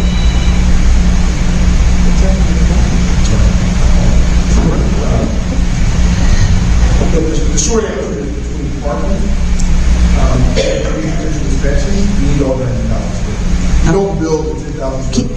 Can you guys, okay, great. Can you guys do something? Do you have a blueprint of any sort? I see this grocery store here, but you're saying that that's not really what you're talking about for Sauk Village. That's just some type of sample from another rural area. Do you guys have any type of blueprint that you have already, a blueprint that you have already done for this particular area, this location, a blueprint for Sauk Village, the park, a blueprint, a visual? I mean, most times when people are going to build, they have a blueprint of what it is they're building, so we can see the store, how much parking, and even some mock other little businesses that you mentioned. A blueprint. No blueprint anywhere? So as part of the process, we've engaged the state of Illinois to help us actually create what this small footprint would look like. Okay. But no, we don't have that to provide to you. How soon can something like that be provided? Once we actually can move forward and know we have the grant, that's the money that allows us to actually hire the people we need to do it. But without the approval, we can't get the grant money and we can't spend it. Okay, Okay, so basically what you want us to do is to vote next week, put this on the agenda to vote to move forward with this particular. And you need something like that so you can go back to your banks or whoever it is that you need to move forward with and say that you have an agreement with the village to move forward with this. Quite naturally, when it gets to the point when you start pulling permits and everything to have certain things done on that property, it still has to go through the village, and you still have to come out and make sure that all that stuff is taken care of Yes. properly. Yes. Yeah, you'll have to approve all of that. Yes. So it's not as if you're saying right now, okay, you have a carte blanche to go ahead and start doing. You have an agreement to move forward, but how it's done, it has to be done, and then you still have to go probably through some type of county.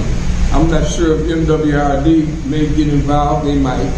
Depends on how are you going to change the graphics of the land itself to make sure that when you build, you're not flooding someone else's land. And then also with the infrastructure part, as far as the water and everything, that will come from.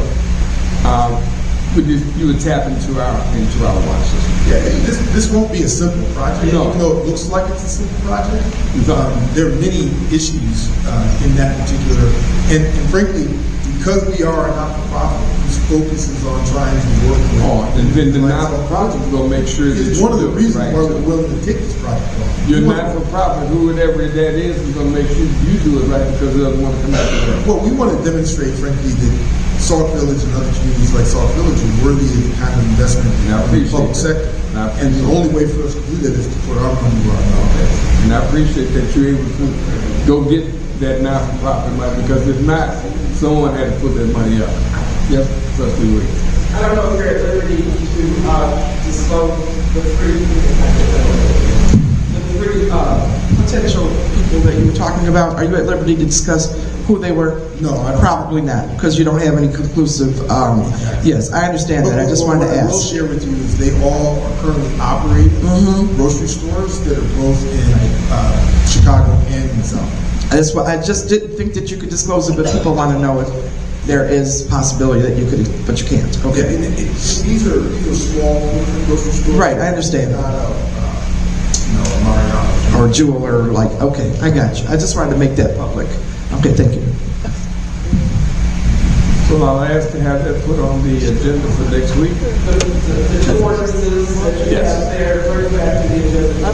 Just put on the agenda to be voted on. And I appreciate your questions. We hope that you vote in the positive. We're really eager to work with you collectively. Thank you, Mayor. Thank you. Yes, I want to make sure that your contract, that you should have a contract, Sorry. a contract or anything with the village, a contract stating your outline or your contract. There's not a contract that we voted on. It's an agreement. The agreement. Yeah. That's what I mean. The Okay, agreement. you said not- contract. Well, okay, contract agreement. My apologies. Contract agreement. We have your agreement.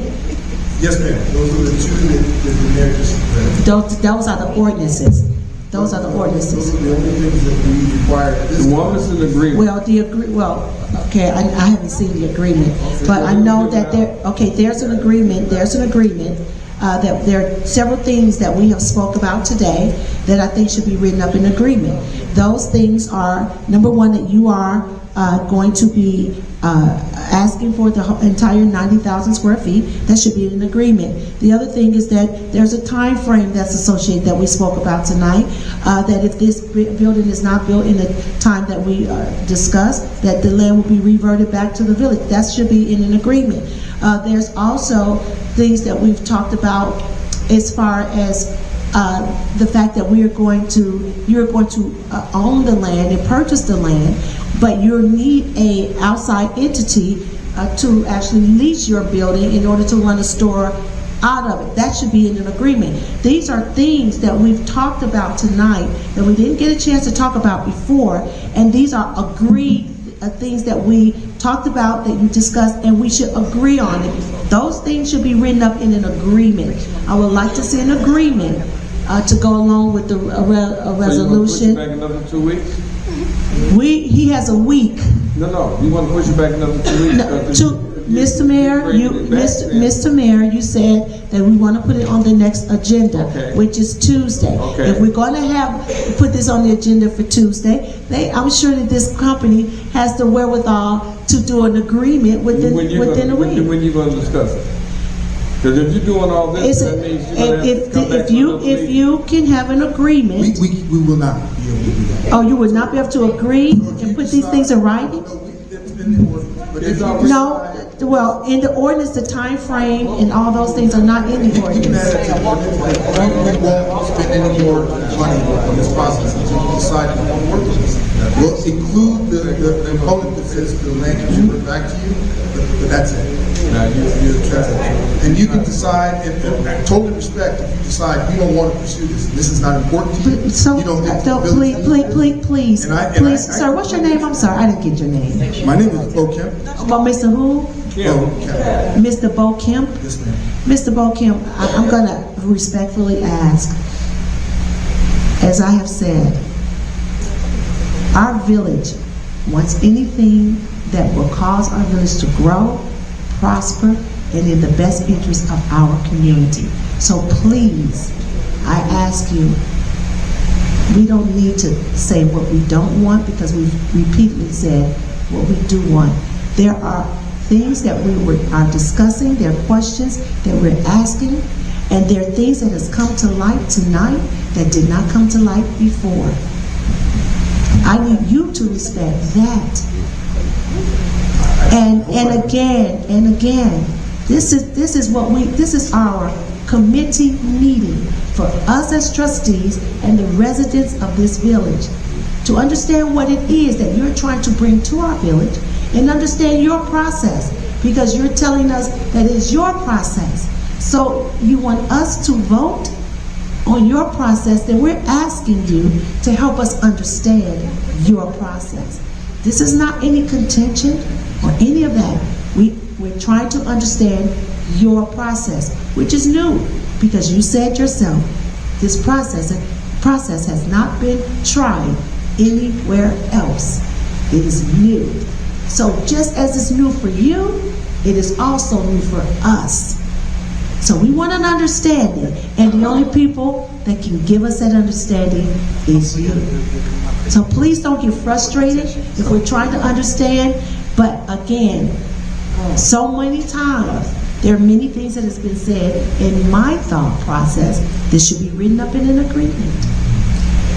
Because I'm a businesswoman, and when I do business, if it's not written, it don't exist. No, I don't have any frustration. I just want to be clear.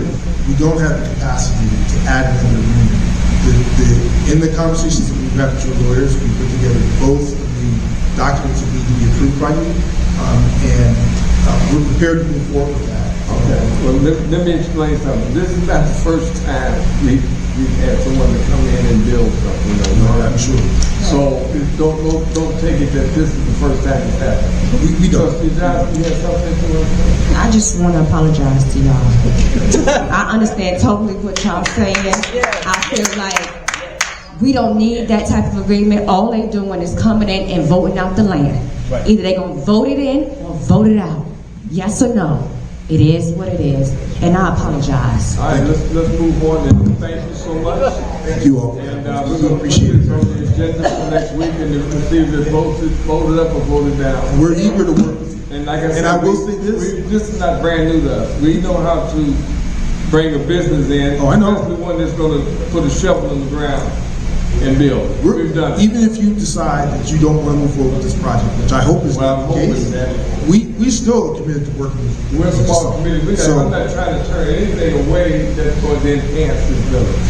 Yeah. So I'm hoping that, that's the first thing that anyone looks for, is something that's going to move it forward, where it's a win-win for the people that come. Because if you're a business, I don't care if you're in the business not for profit, you have investors. Those investors want to get a return on their money. So, and then you're not going to go into anything that you feel that you're going to give away. It's not for profit. But non-for-profit doesn't mean that you're giving anything away. Non-for-profit means that you're not making, you still got to pay people. That's correct. You got to pay for you got to make enough money to buy your product. So if you just give it all away, you don't make any money, you can't buy your product. You can't pay your taxes, you can't do a lot of different things. So non-for-profit means the bottom line at the end of the day, you're not making it, you're putting it right back into the business. So we'll get that together for next week and we'll put it on the agenda. Thank you. You have one more thing, Mr. Director, you have. Yeah, well, then you forgot about him.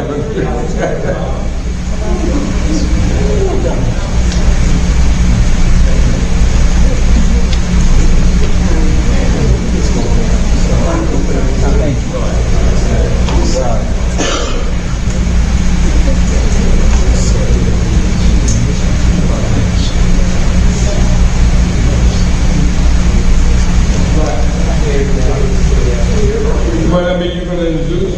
Yeah. Oh, yeah. All right, this is a development. This is I'm going to let you explain. Pardon me?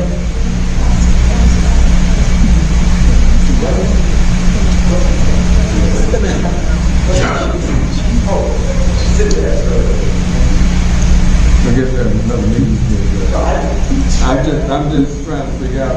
Pardon me? What'd you say? What'd you say? I'm asking, what did you say? Okay. This is something that's being brought to. I think it was brought to the floor. To Mr. Gibson, and he's not here, but it's the same player. So I think if the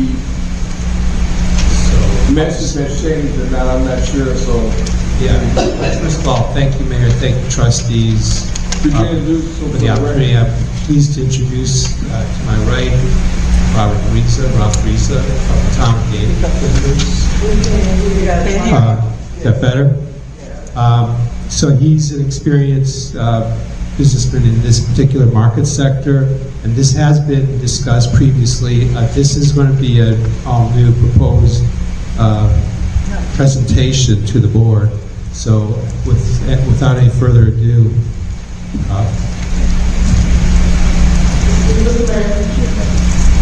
I mentioned in a text to you earlier today, the agenda could possibly have read that this item is being presented by G Investments LLC. Here's the King Design Building Development. okay. That's what your name is? Robert Breeza. Okay, so you did say that in the for the record.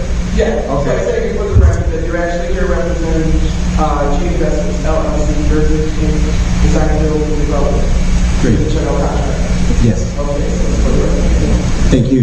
Thank you, Mr. Mayor. Thank you, Board of Trustees. I'm here tonight to give you an update based on the agenda here. We'll quickly go through it. I know time is of importance here. But from a summary perspective, we'll kind of hit the highlights here. What we're basically here doing is proposing an alternative site. The previous presentation was specifically related to the Sauk Point Business Park, which was the prior location that we were seeking. Unfortunately, that property we found out over time didn't have a TIF associated with it, which would make the project difficult to pursue. In that continued pursuit, we located an alternative site at 1699 Sauk Trail. Most people would know of this as the Black Salt on the corner. So this would be a phased approach. We've put the Black Salt under contract to acquire it. We would have a second phase, which our first phase would build this out with the cannabis dispensary, with the concept of the phase 2 and phase 3 expanding into a cannabis lounge and the overall concept of a restaurant, gaming, video concept. So the concept has stayed the same. The location has moved essentially from, I guess that would be the southwest corner to the northeast corner of that intersection. At high level, the proposed renovation, we have a timeline in here which I'll go through as well, but at a high level, phase 2 would be, and then phase 3, you'll see approximately 40 new jobs would be added, amount to about a 3.1 million annual payroll, benefit the employees. The project would generate in the first phase, in the first year, $210,000 in new tax revenue for the city, and over a 10-year period, roughly 2.1. As we add the additional phases, phase 2 and 3, we increase the incremental income. So this is the incremental income. This would be about $378,000 in the first year and over $3.8 million over the next 10 years. So if you combine this all, it would be about $5.9 million in total contribution to the city. Moving quickly, this is kind of to Ms. Burns' comments earlier about a layout and a proposed drawing. This is what the black salt would look like today, and would be basically renovated. It requires a fairly substantial investment. The building is very dilapidated. The whole new roof needs to be replaced. New air conditioning units need to be replaced.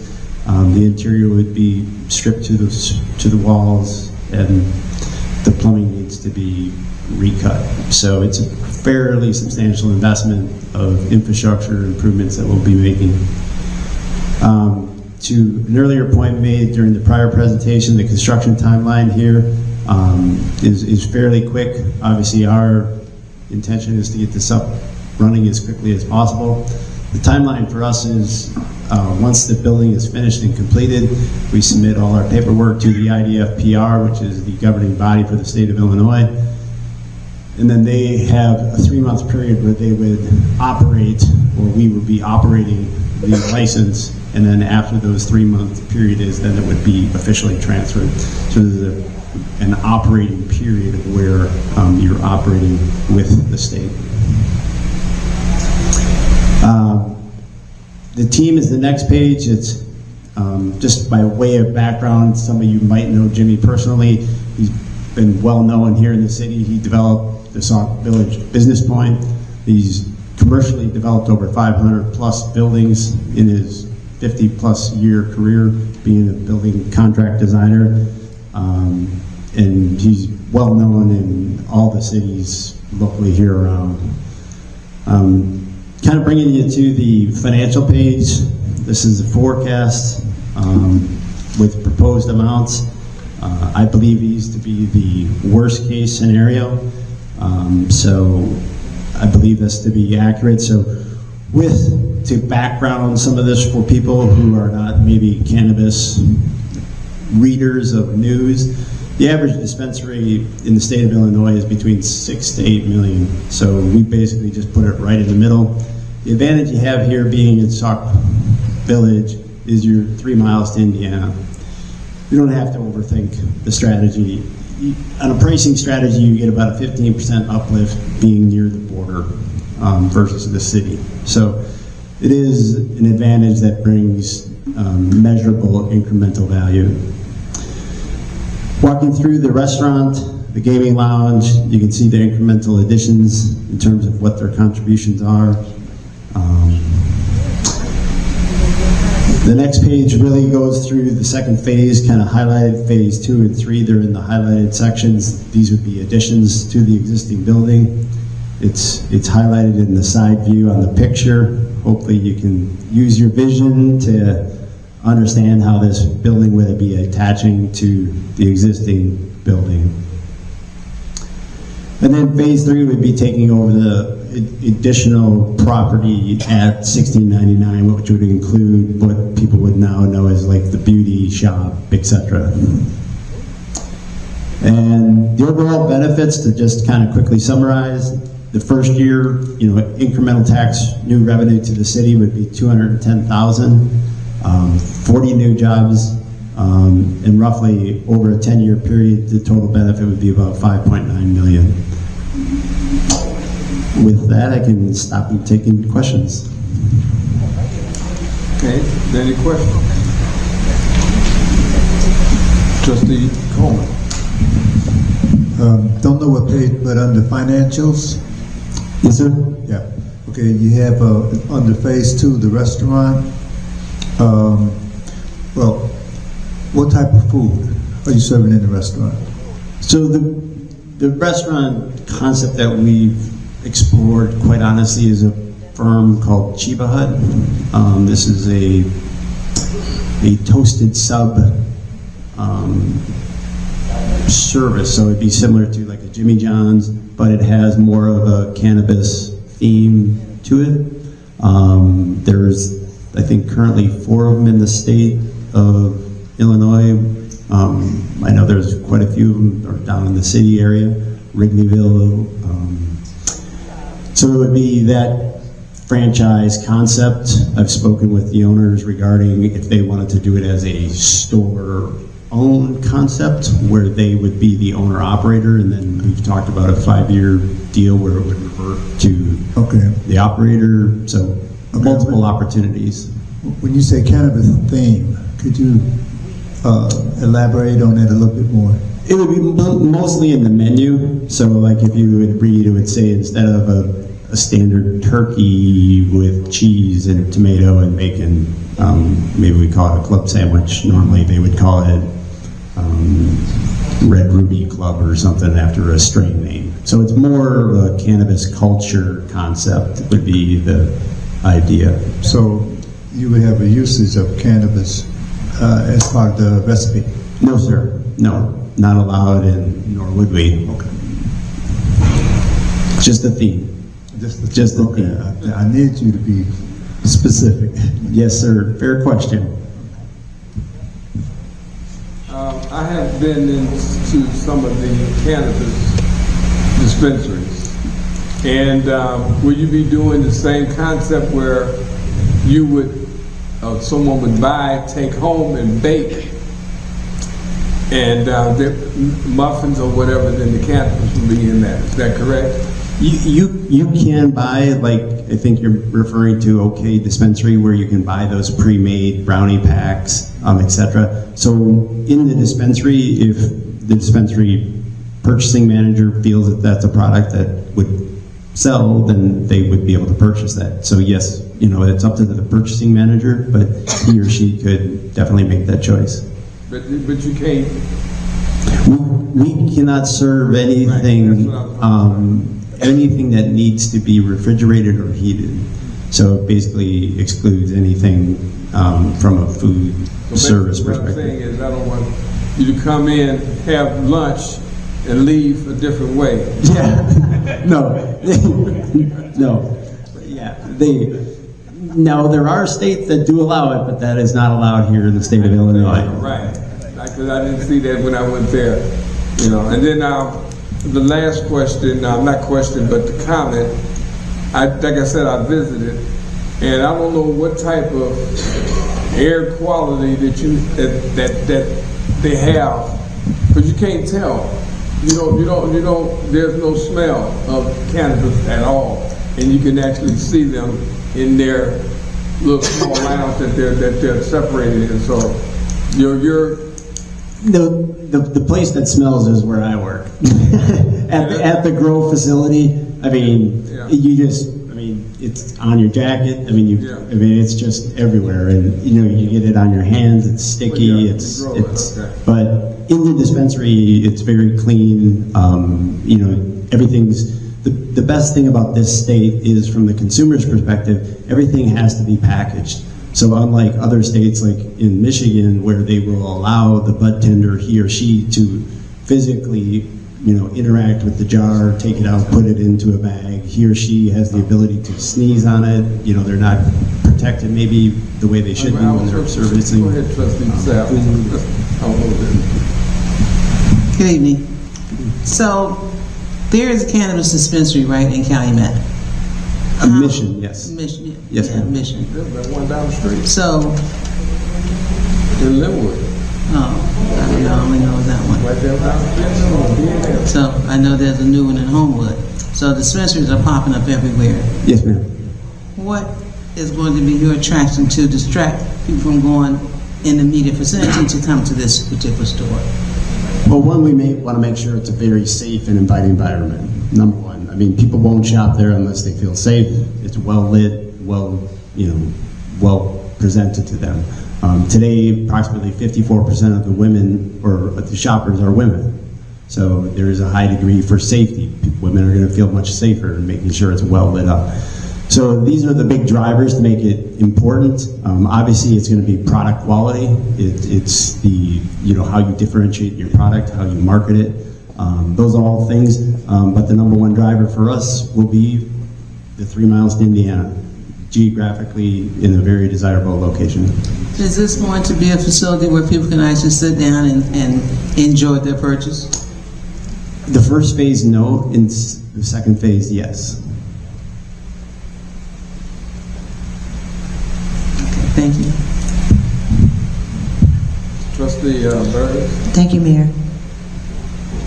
So, I know that you said there was going to be something else built as far as the Pink Beauty Supply House. Can you tell us what that is? So what would go? That would be in phase 3. At phase 3, I wouldn't want to speculate at this point. And then, will there be a grow farm in this area, or will we have a small grow farm? It could potentially, but that wouldn't be our project today. But that could possibly go over to the former park for the Sauk Village Business Park. That could facilitate a grow park or a grow not facility. Over here, but not over in this location. No, there would be a couple big inhibitors to that, given that we just built ours over in South Chicago Heights, so I just put one up over the last 2 years here. And to do that requires significant issues, like number one being power. Like power is, we waited 2 years to get transformers. Okay, so you already have a growth farm. Yes, ma'am. Oh, the one on East End. Yes, Is that ma'am. you? Yes, ma'am. Okay, so you will have all your supplies there. Yes, ma'am. Got it. Okay, so you have a growth farm. So we'd be vertically integrated. Yeah. Okay. Yes, ma'am. Okay. Got it. Okay, so you have the phase 1, which would be just the store itself. Then how soon are you talking about acquiring the Black Sauk? It's under contract. We've essentially acquired it, and now it's just we're waiting to have them exit.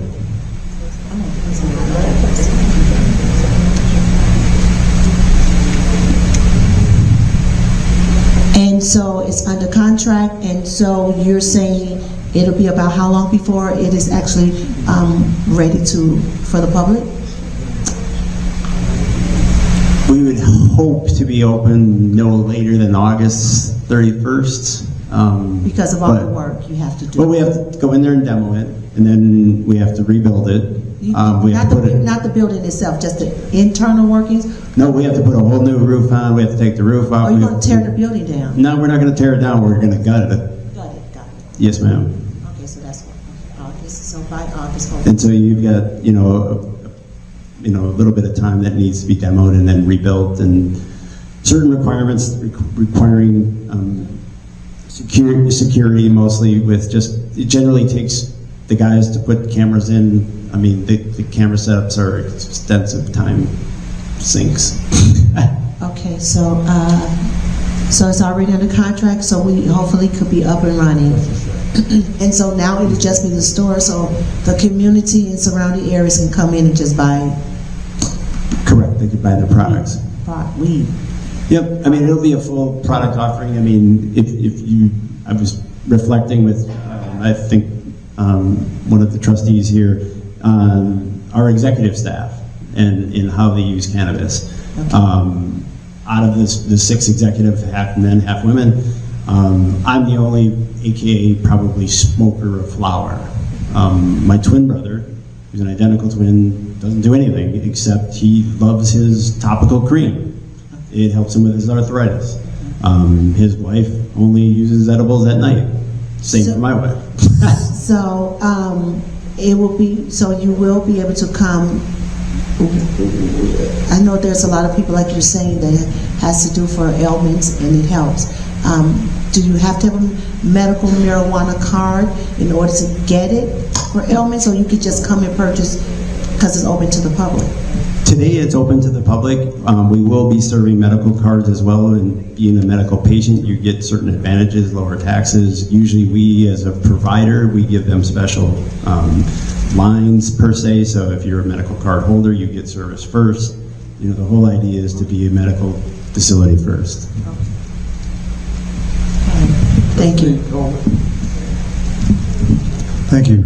Of the 40 new jobs, can you direct or actually how we want some of those jobs to Sure. be local, from local for Absolutely. local residents, and of the percentage, I'm sure you got your hierarchy in your job structure or your Sure. how many jobs can you can you say that would be available for, let's say, people who are not trained, and do you have, or will they need to be trained?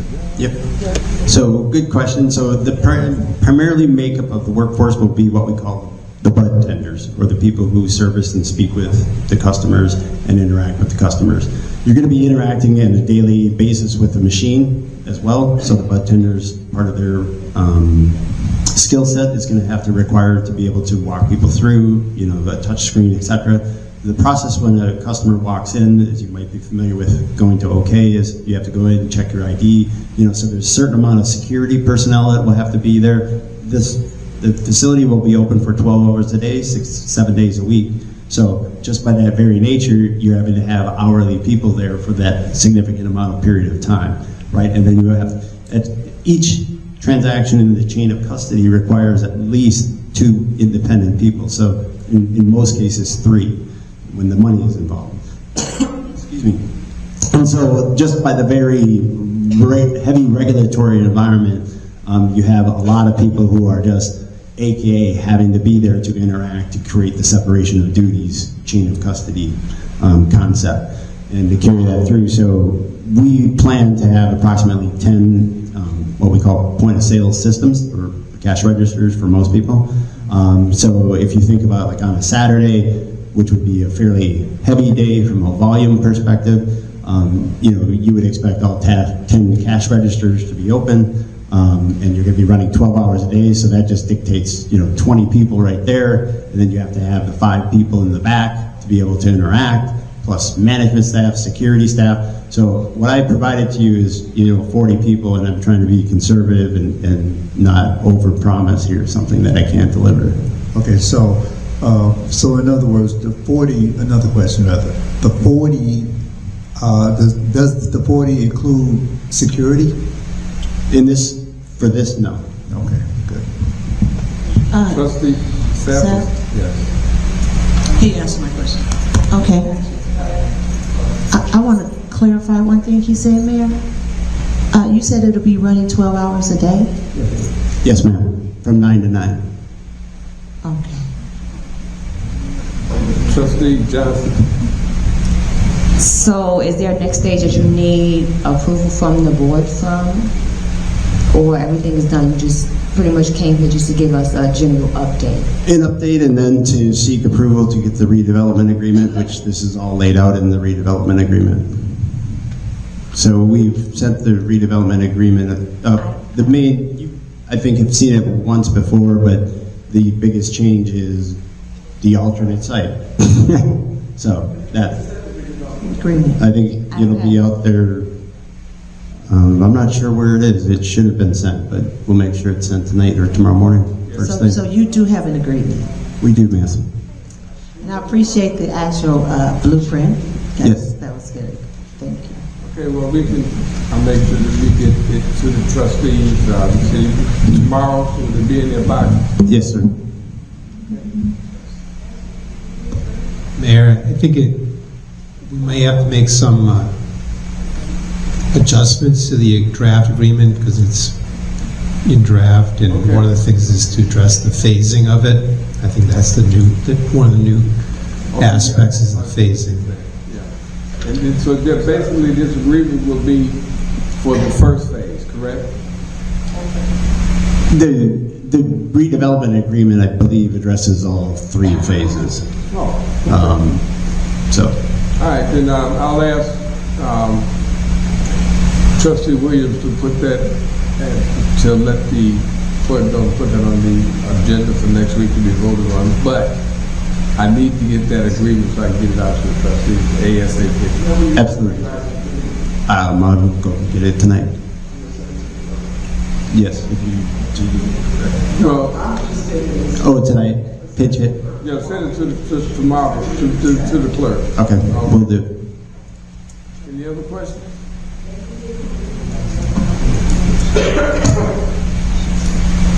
Any other questions? All right. Thank you so much, Thank you. Rob, and looking forward to doing business with you.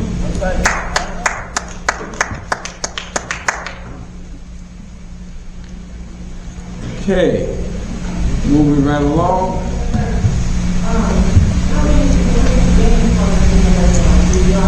No. No, I don't. Mayor Burgess, how many gaming parlors do we already have in Sauk Village? I'm not sure off the top of my head. I mean, we have a few. About 3, you think? Maybe? I know we have several gaming parlors, and I know phase 2, they're saying is actually going to be another gaming parlor. Okay. So, what are you asking? I was asked, did you know how many gaming parlors we already Not have? offhand, no. I know that there's one in Gas and Wash. Gas wash. I know there's one. I do know there's one over. I think it's 3. Is it 3? But don't quote me on that, but I think it's 3. So we'll have 4 gambling facilities in Sauk Village, along with weed. Along with who? The weed dispensaries. Okay. Thank you. Okay, we go to the public comment. All questions and comments must be directed to the mayor. Each speaker may comment on any matter concerning the business of the village of Sauk Village. Each speaker is allowed 1 opportunity to speak for up to 3 minutes and may not engage in debate, comment, replies, and rebuttal. I'll answer all and will respond to questions once all public comments have been concluded. I have Trustee Williams doing the minutes. Can I get someone to do the clock? Oh, you can do both? Okay. All right, please come up to the mic, state your name.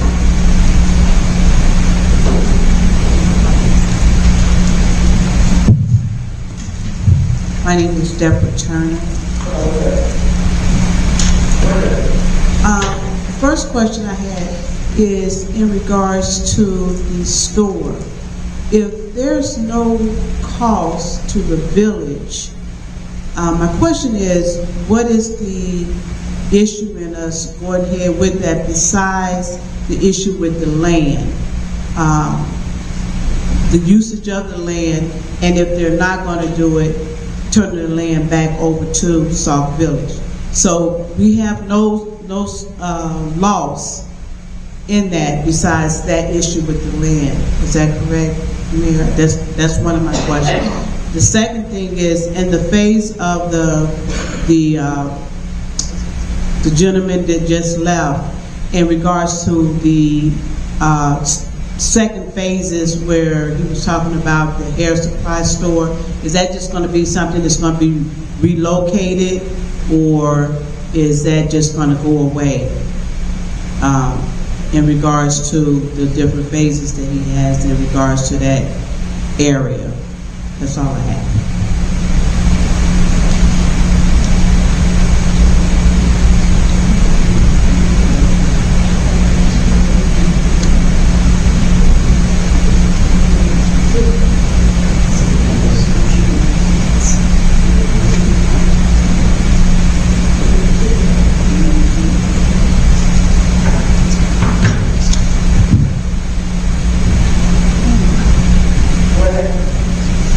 Jeffrey Burns, 25 years resident,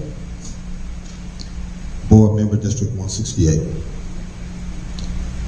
Someone asked Trustee Burns last week what Anthony Finch was going to do pertaining to the records, but I guess he didn't understand what an audit is.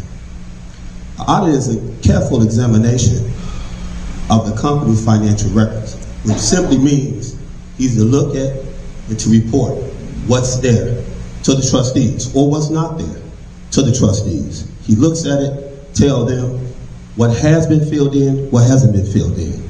So I want to answer that for one person. Another person came up last week and said that he did work in this village without a contract.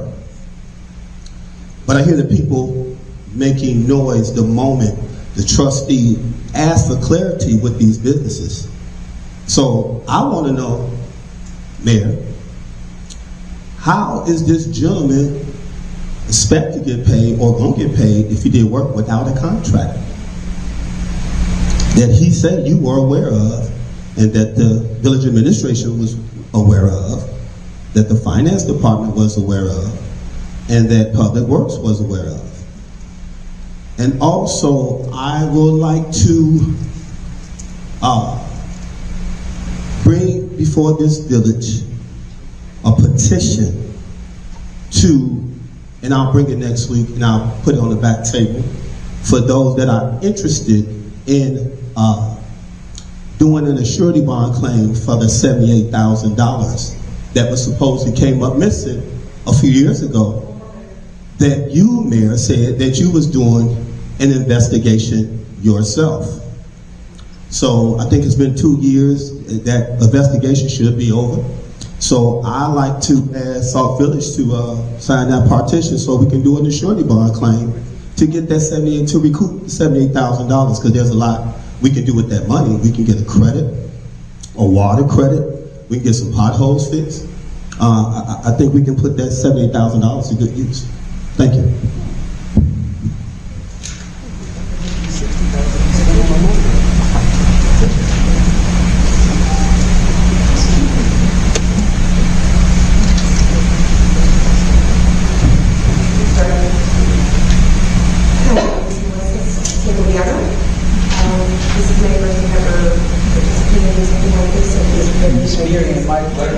If I do this completely wrong, I purchased a house here. I've been resident here for about 2.5 years. I've had some issues with water being backed up into my basement. It is sewer water. I've had feces floating around my basement. I've had water coming into my basement for 6 to 10 hours without anybody coming to my house, without anybody saying, how can I help you? I've called the village office, I've called the police station. They said they were going to get in contact with Public Works. I reached out to you, Mr. Mayor, because nobody in the village office has contacted me. You did not contact me. Then I talked to your secretary, I believe she is, and she said, give me 10 minutes, I'll call you back. 3 months later, I called her, and she still didn't have an answer for me. I've spent more than $60,000 refurnishing, remodeling my basement twice. 3 times within a 7.5-month period, my basement has flooded. I know there was no issues prior to this because the person who owned the house fully had the basement furnished, wall-to-wall carpet, and never had an issue. I reached out to that person personally. And now we're here, and the cold is upon us, and I'm scared I'm gonna have the same issues, and nobody's gonna show their face again. And my insurance is not willing to pay it this time, because now this is the 3rd time within 7.5 months. First time, Timothy Williams came and said, hey, it's okay, put it on your insurance. I said, okay. I said, do I need to file a complaint with the village? No, just go after your insurance. Second time it happened, Timothy Williams showed and said, nope, you gotta go to insurance again. The 3rd time, I called his work phone and he says, hello? I said, hello, Mr. Williams. He says, how can I help you? I said, do you hear that waterfall? I said, because my basement's flooding again. And he said, you gotta be kidding me. Give me an hour, we'll be there. That had been almost 6 to 8 hours of running water in my basement. So I wanna know, what are you going to do to help this from happening again? Because I know I'm not the only one, but I'm frustrated. I'm angry, and I need something done. And the last time that I was here, and this was brought upon, about water going through the house for more than 8 hours, for more than 10 hours, she didn't lie. She said the truth. And I stood here and said, yeah, she's not lying. She said the truth. Because guess what? I was one of those residents.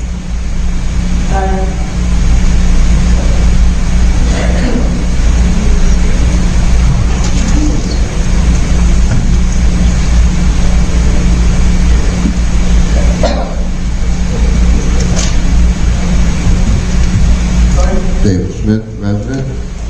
Just want to clarify a few things really quick. Number one, surety bonds do not cover employee theft.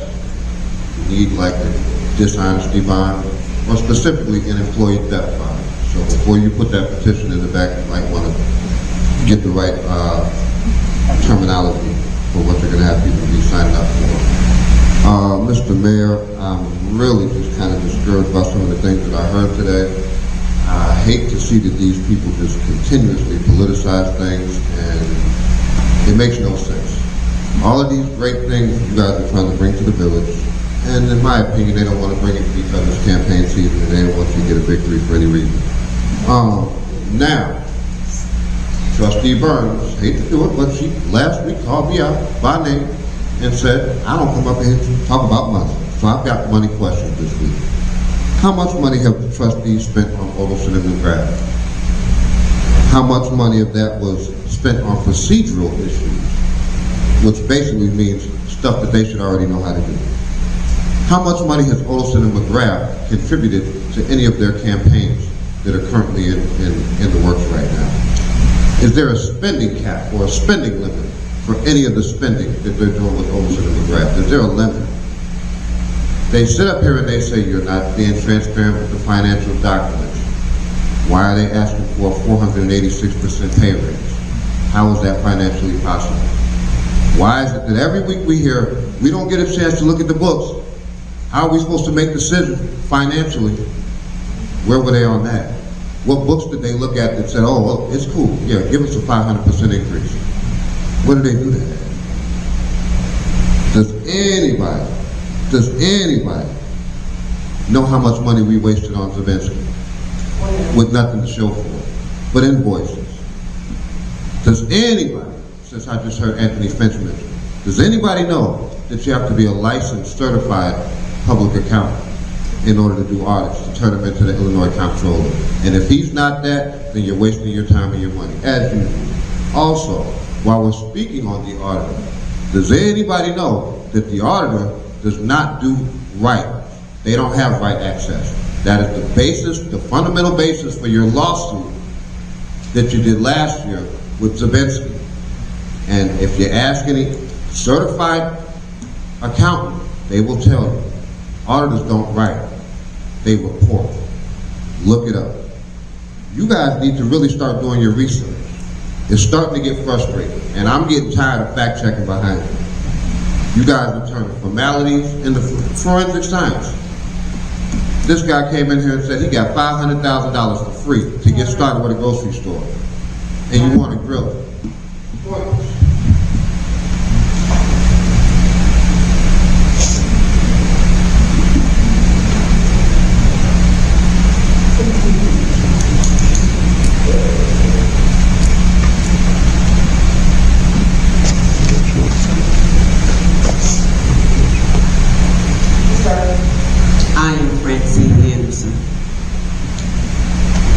Couple of things.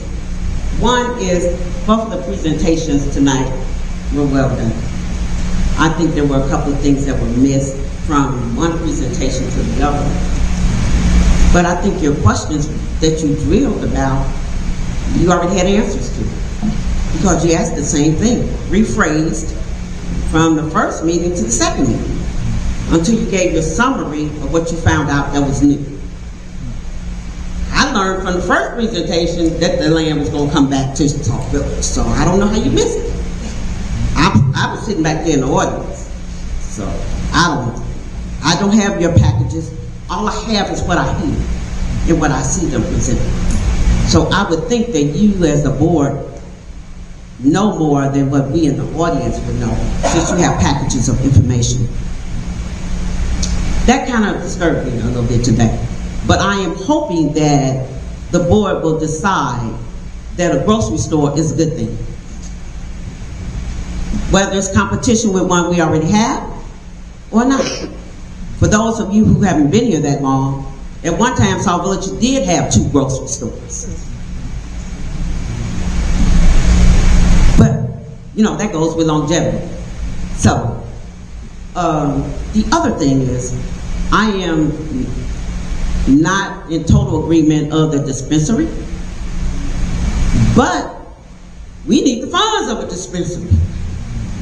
And surely the impact that they would have financially on our small community, you cannot ignore.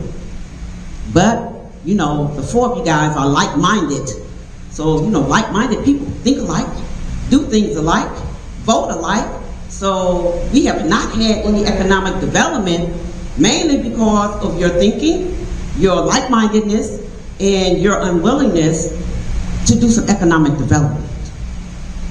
Again, we have 2 years of nothing good. Back to your OIG, who you bought in, nothing good. Your attempt to bring in Mr. Finch as an auditor, nothing good. The firing of the Public Works, nothing good. Firing of finance, nothing good. Firing of village administrators. Now will we be on 4 or 5 in 2 years? Nothing good. You have a little more time to make it correct. And I hope that you will make a decision on the 2 presentations that were done today as a good thing for Sauk Village. It's about time we have something good that comes from the like-mindedness of the 4 people on this board.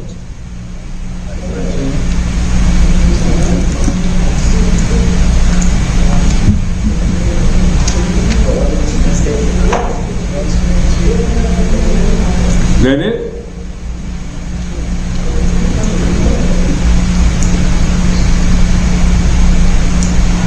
Hello. My name is Jerica Tins. I'm sorry, what? Jerica Tins. I just wanted to let you guys know I do live near a plethora of children, and I'm not really for the dispensary either.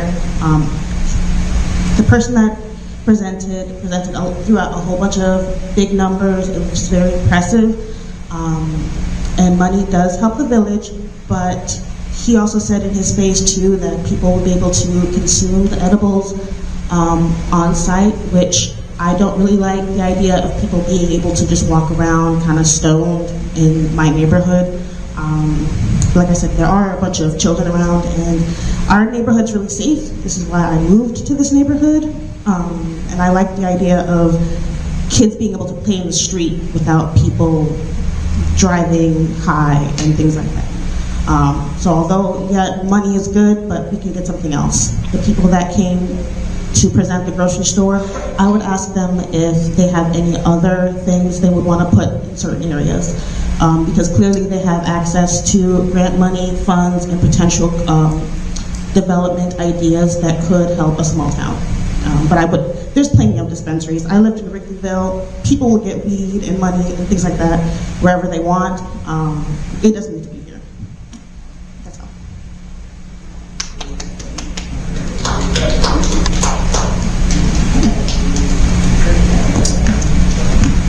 What else? Okay.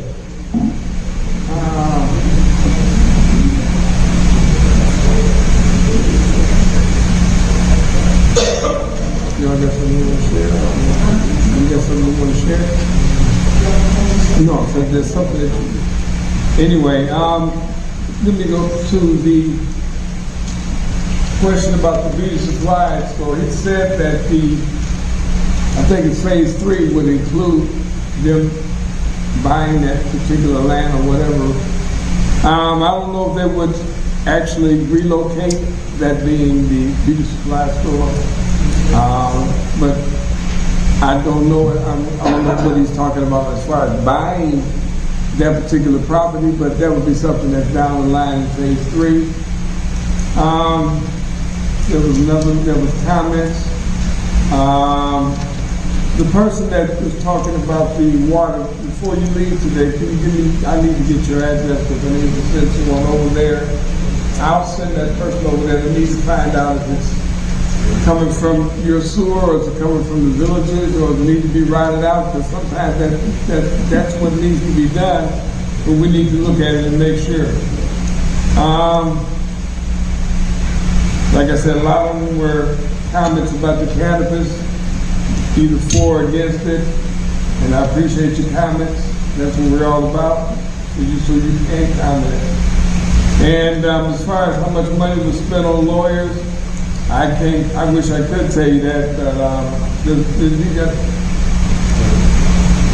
there's money spent on a lot of different things, so to know right off my top of my head to know how much money was spent on whatever lawyers there are, I couldn't tell you that. So, that being said, we'll move on. I'm going to go to comments by the trustees.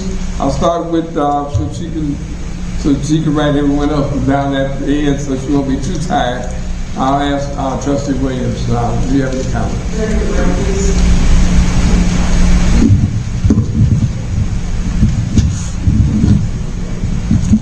Thank you, Mr. Mayor.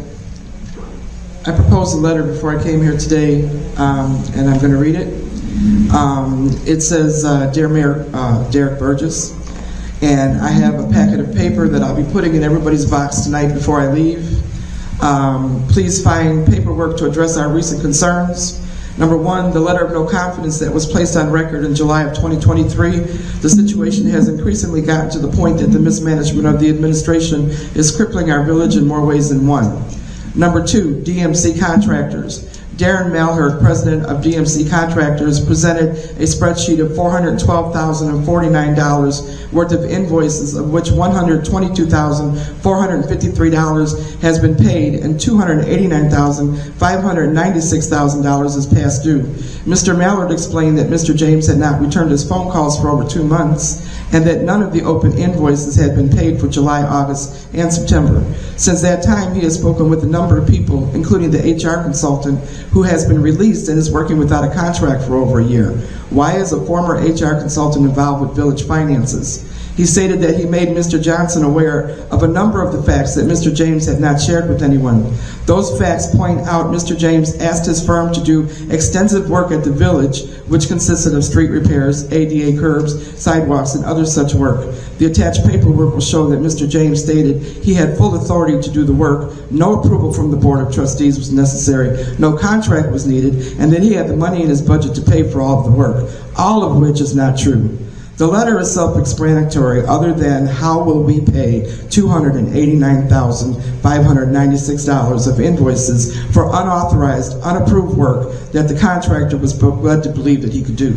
And number three, Illinois Office of the Comptroller, notice of forced audit.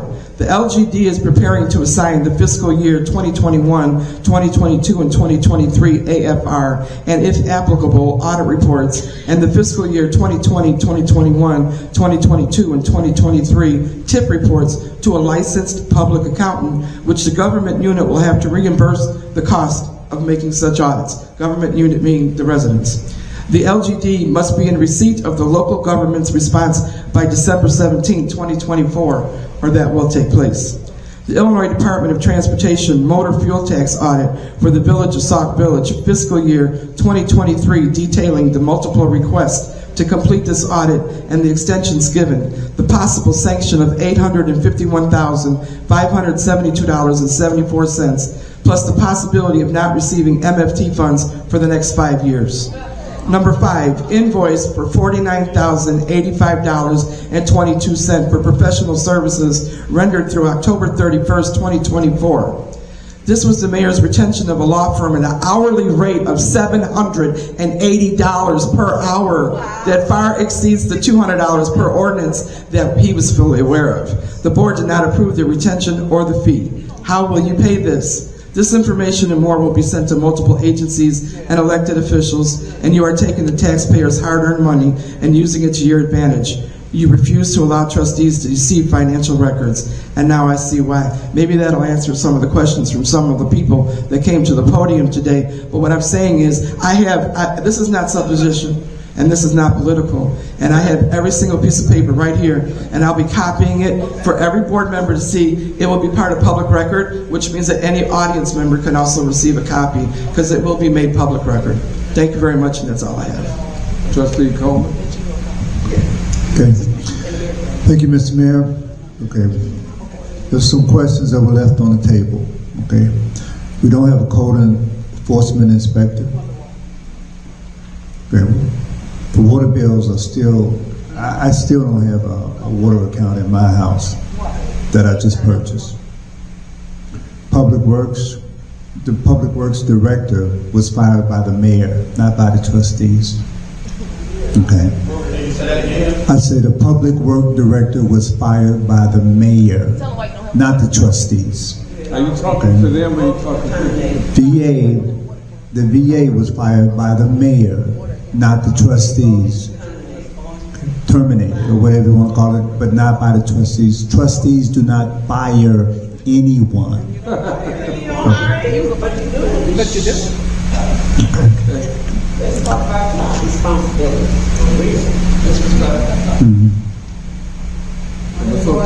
Okay. All right. Do we have an attorney? Does the village have an attorney? No. They didn't get fired, they quit. That's your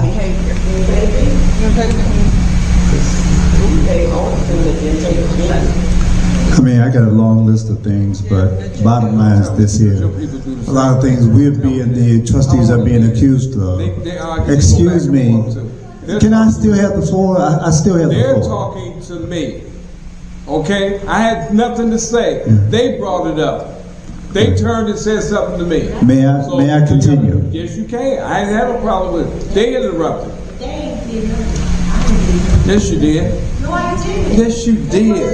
That was both of you. No, I didn't. Yes, you did. No, I didn't. Yes, you did. like kids. Come on. Yeah. Okay. The bottom line is this here. This is a rogue administration. They do whatever they want to do, and then they want to turn around, throw a rock, and blame the trustees for breaking the window. Okay, that's basically what's going on here. This is a rogue administration that does whatever it wants to do. And now it's being caught. Asked me years ago in the beginning of my term, I asked him, well, what would you like for the trustees to do? He says, I want absolute authority.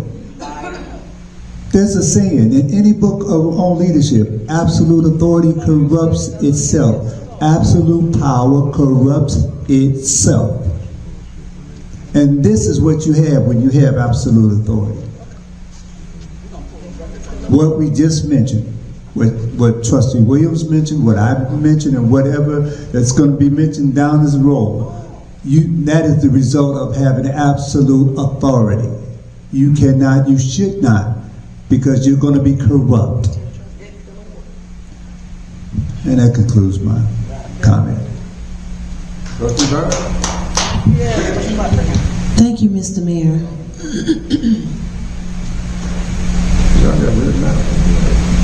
I bet you can't tell you where you want to be.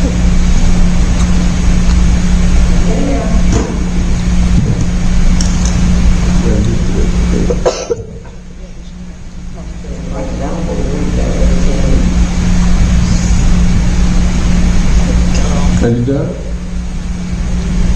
I am waiting For what? What? for the audience to be silent.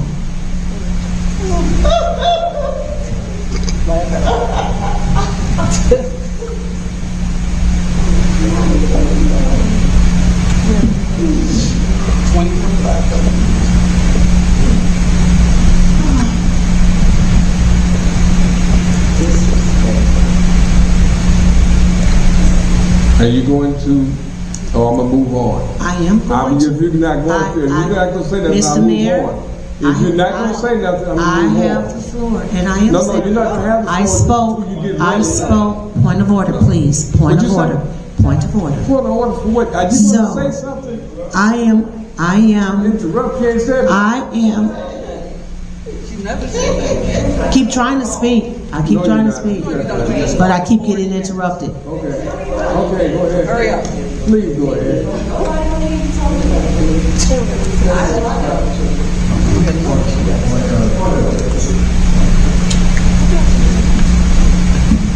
Okay, thank you.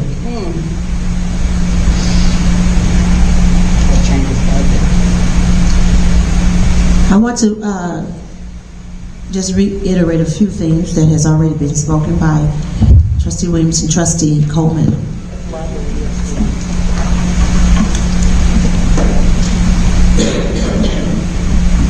The Public Works Director,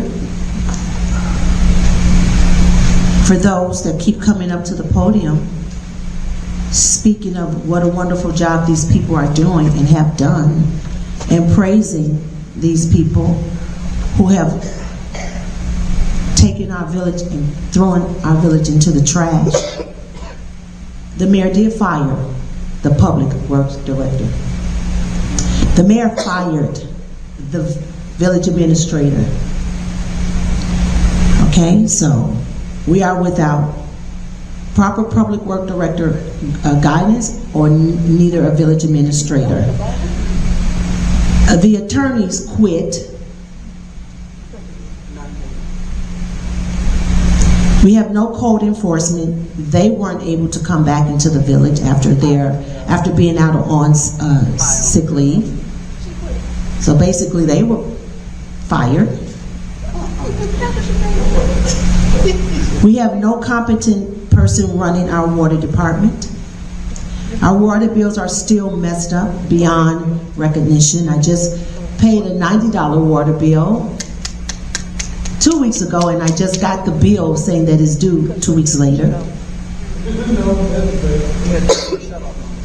We have residents coming up complaining that they have 6 hours worth of water just flowing and pouring into their property. That's destroying their asset. Our homes are our asset, and to have our homes destroyed, and it's something that the village can do about it, but refuses to. That's a problem. I want to read also my notes.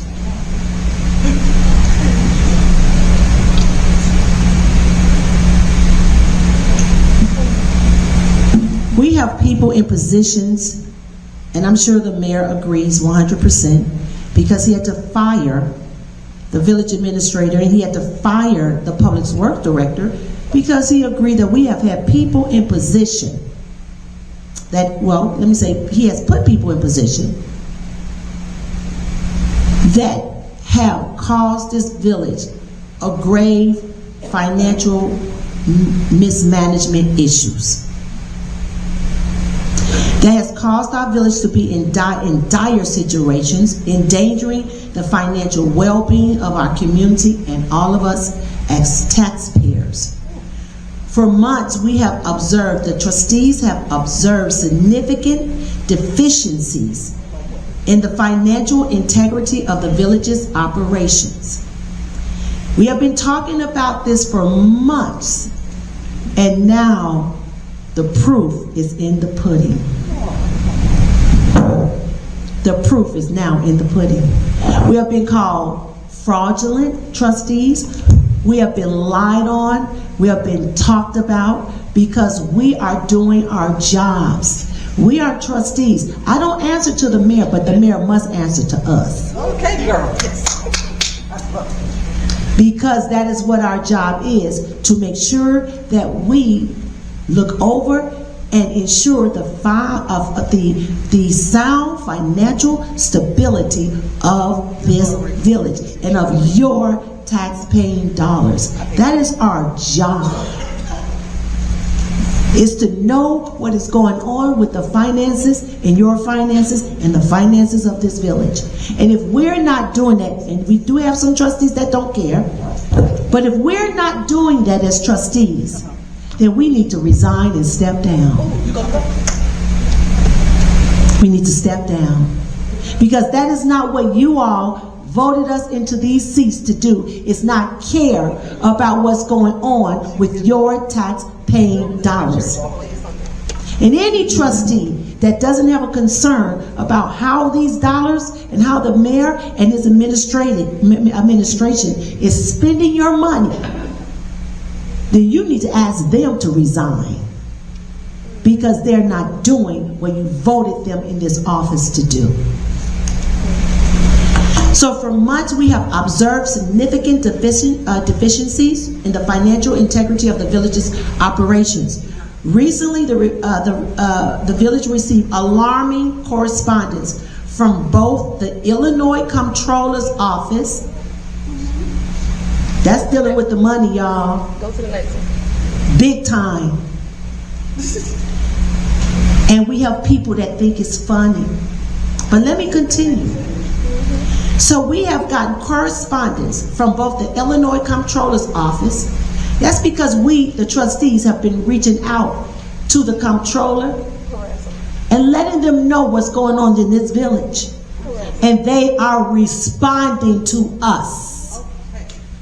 And they are in agreement that some hanky-panky is going on with our tax dollars.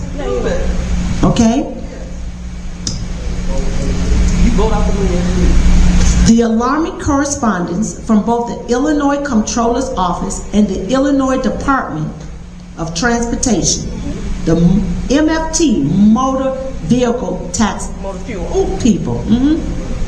These letters underscore the severity of our current, listen to these words, the severity of our current fiscal crisis.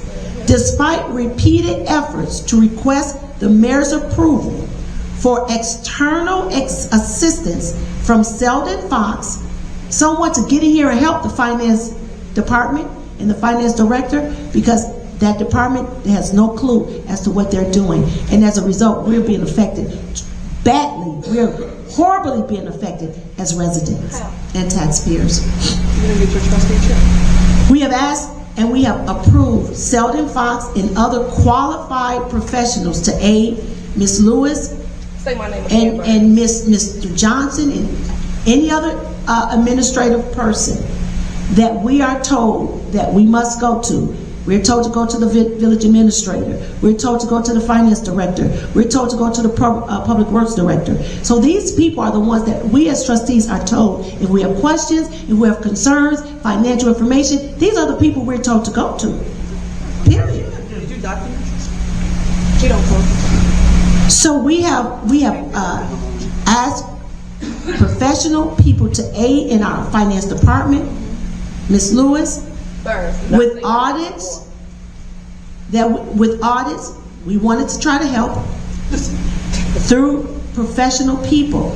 So therefore, because the director doesn't know what she's doing. No, you don't know what you're doing. Now we are 4 years behind in the audit, and now the comptroller has sent letters and is forcing us to do audits.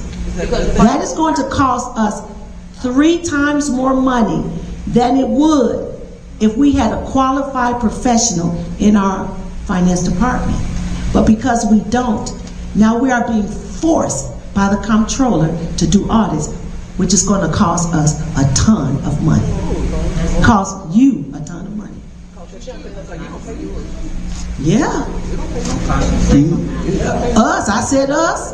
I said us, and I said us and you. Also, every person that we've tried to come in to help, to assist, and to aid have been denied. These requests were denied over and over again, and now here we are. It has culminated into the comptrollers potentially hiring a CPA firm to complete 3 years of audit,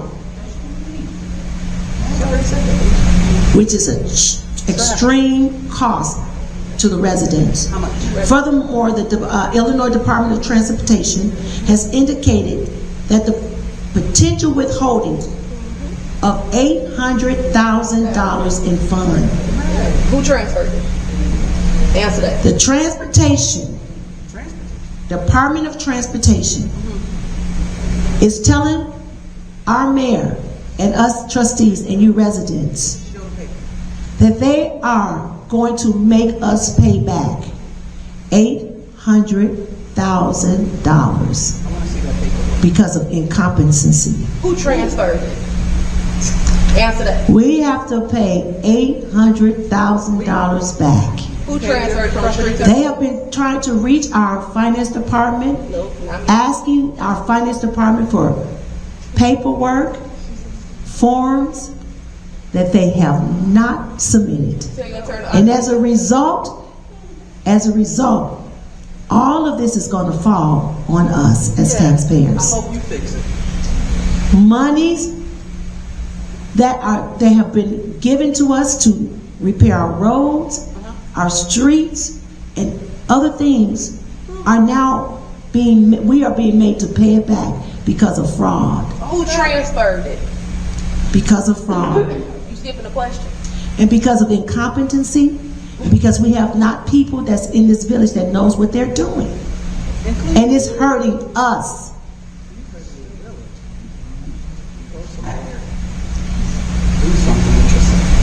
Myself, Trustee Williams, the other, and Trustee Sapp and Trustee Coleman have been diligent in trying to get to the bottom of getting our audits done so that we can now get federal funding. We cannot get federal funding, and we are losing millions and millions and millions of tax dollars that can help our village. The reason why we want weed dispensaries, and we have three gambling parlors. We're talking about getting a 4th gambling parlor, a weed dispensary. The reason why we're trying to get all of this stuff in our village is because we can't get federal funding to get legitimate and clean, productive businesses here in the village. So we're going to all of these other vices, other productive businesses in our village because we are blocked and locked out of federal funding because we can't get our audits done. So now we have to go to this type of vices to bring it to our village. We just had a resident say, that's no good. She's experienced it. But what else can you bring in your village if you can't get money from the government? Come on, girl. What's the next question, Sal?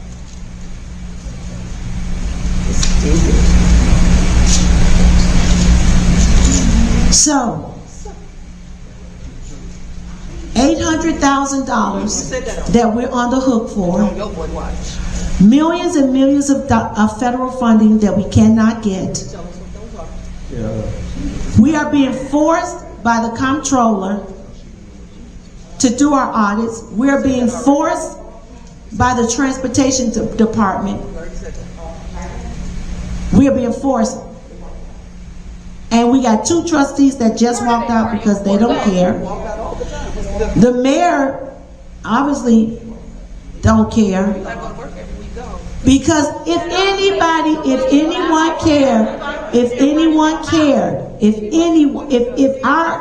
our administration cared, we would not be here, you all. We wouldn't be here. Now, bringing other companies in, it's a vote we have to take, but bringing other companies in, the weed dispensary and all those things, it's forcing other businesses out.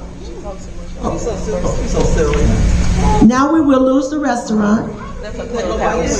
Now we will lose the beauty supply house and other businesses right within that facility. Those are businesses that we will lose so that we can get weed, marijuana. Marijuana is illegal in the state of Illinois. So again, you could be known.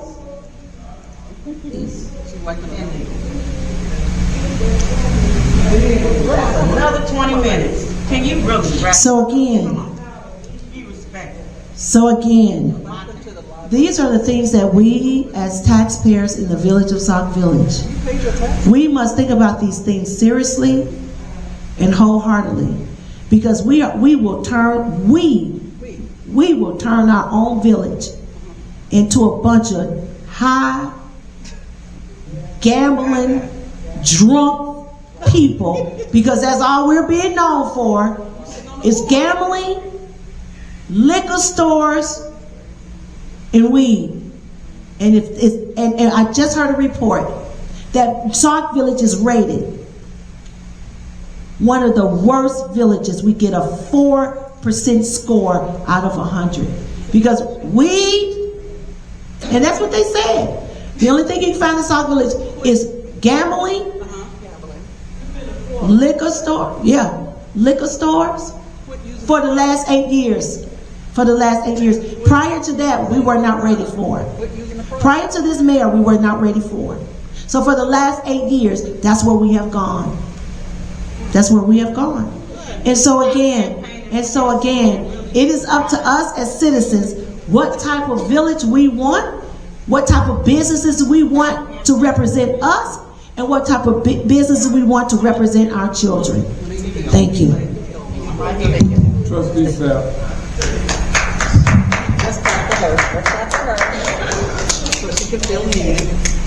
Good evening. So I'll be brief. First of all, John Holmes, the IG, it is a very needed position, but we will let the courts decide. Secondly, I will host a town hall meeting on December 14th, hopefully here in the Rotunda, at 2 o'clock. It's on a Saturday. Thirdly, Diane's Closet is seeking donations of blankets, hats, scarves, and gloves for boys, girls, men, and women. There's a donation box located at the Nancy McConaughey Public Library. Hopefully distribution will be between around the 20th of December before Christmas so that families can receive something. And that concludes my comments. Okay. Now that we heard from comments of the trustees, I just have a few things to say.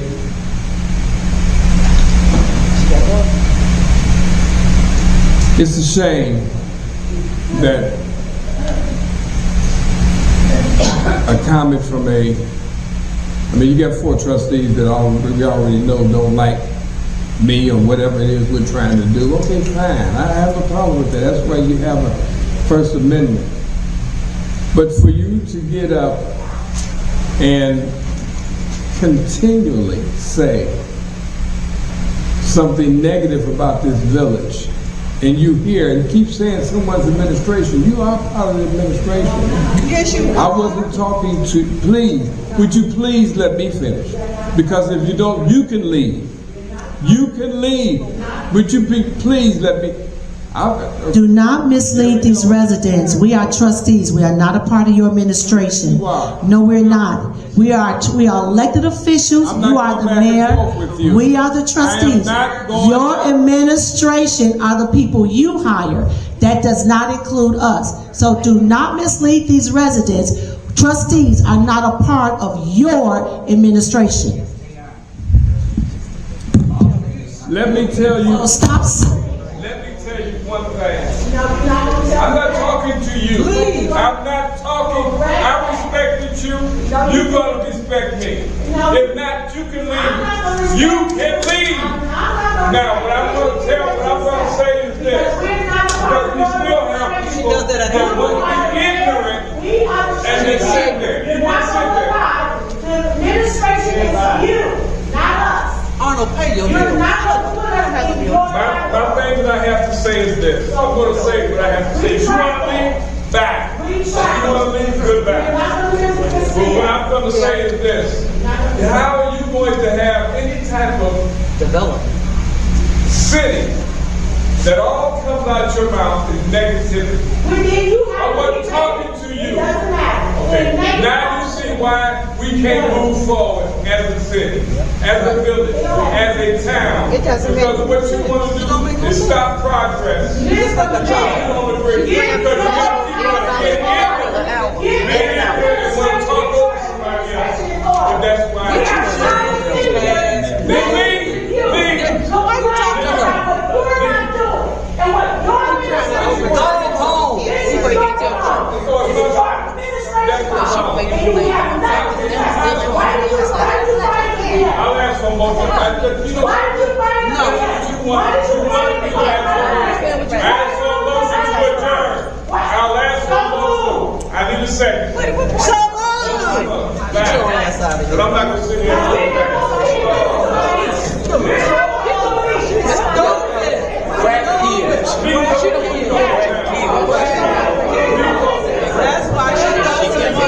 that's why she That's all you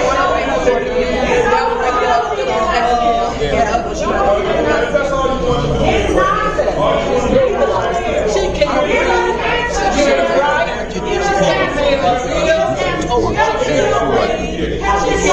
Version of the Canadian dog. Why don't you help her? You help her. You help her. That's all you got to do. That's all you have.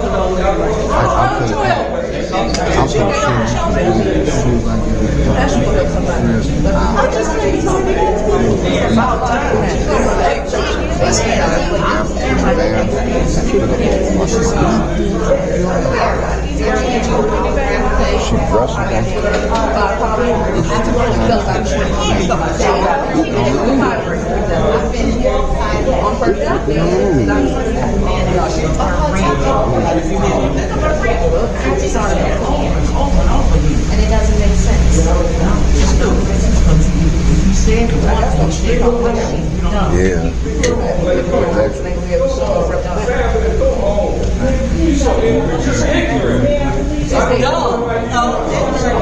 Trying to do something.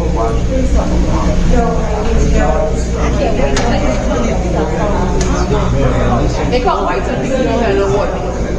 But you don't have water now. They said all the 3 years old. They're not done. So now, the control is going to get done. That's the best thing that's on Facebook. They won't be hearing nobody, the mayor won't be hearing nobody, the control will sit down. You don't have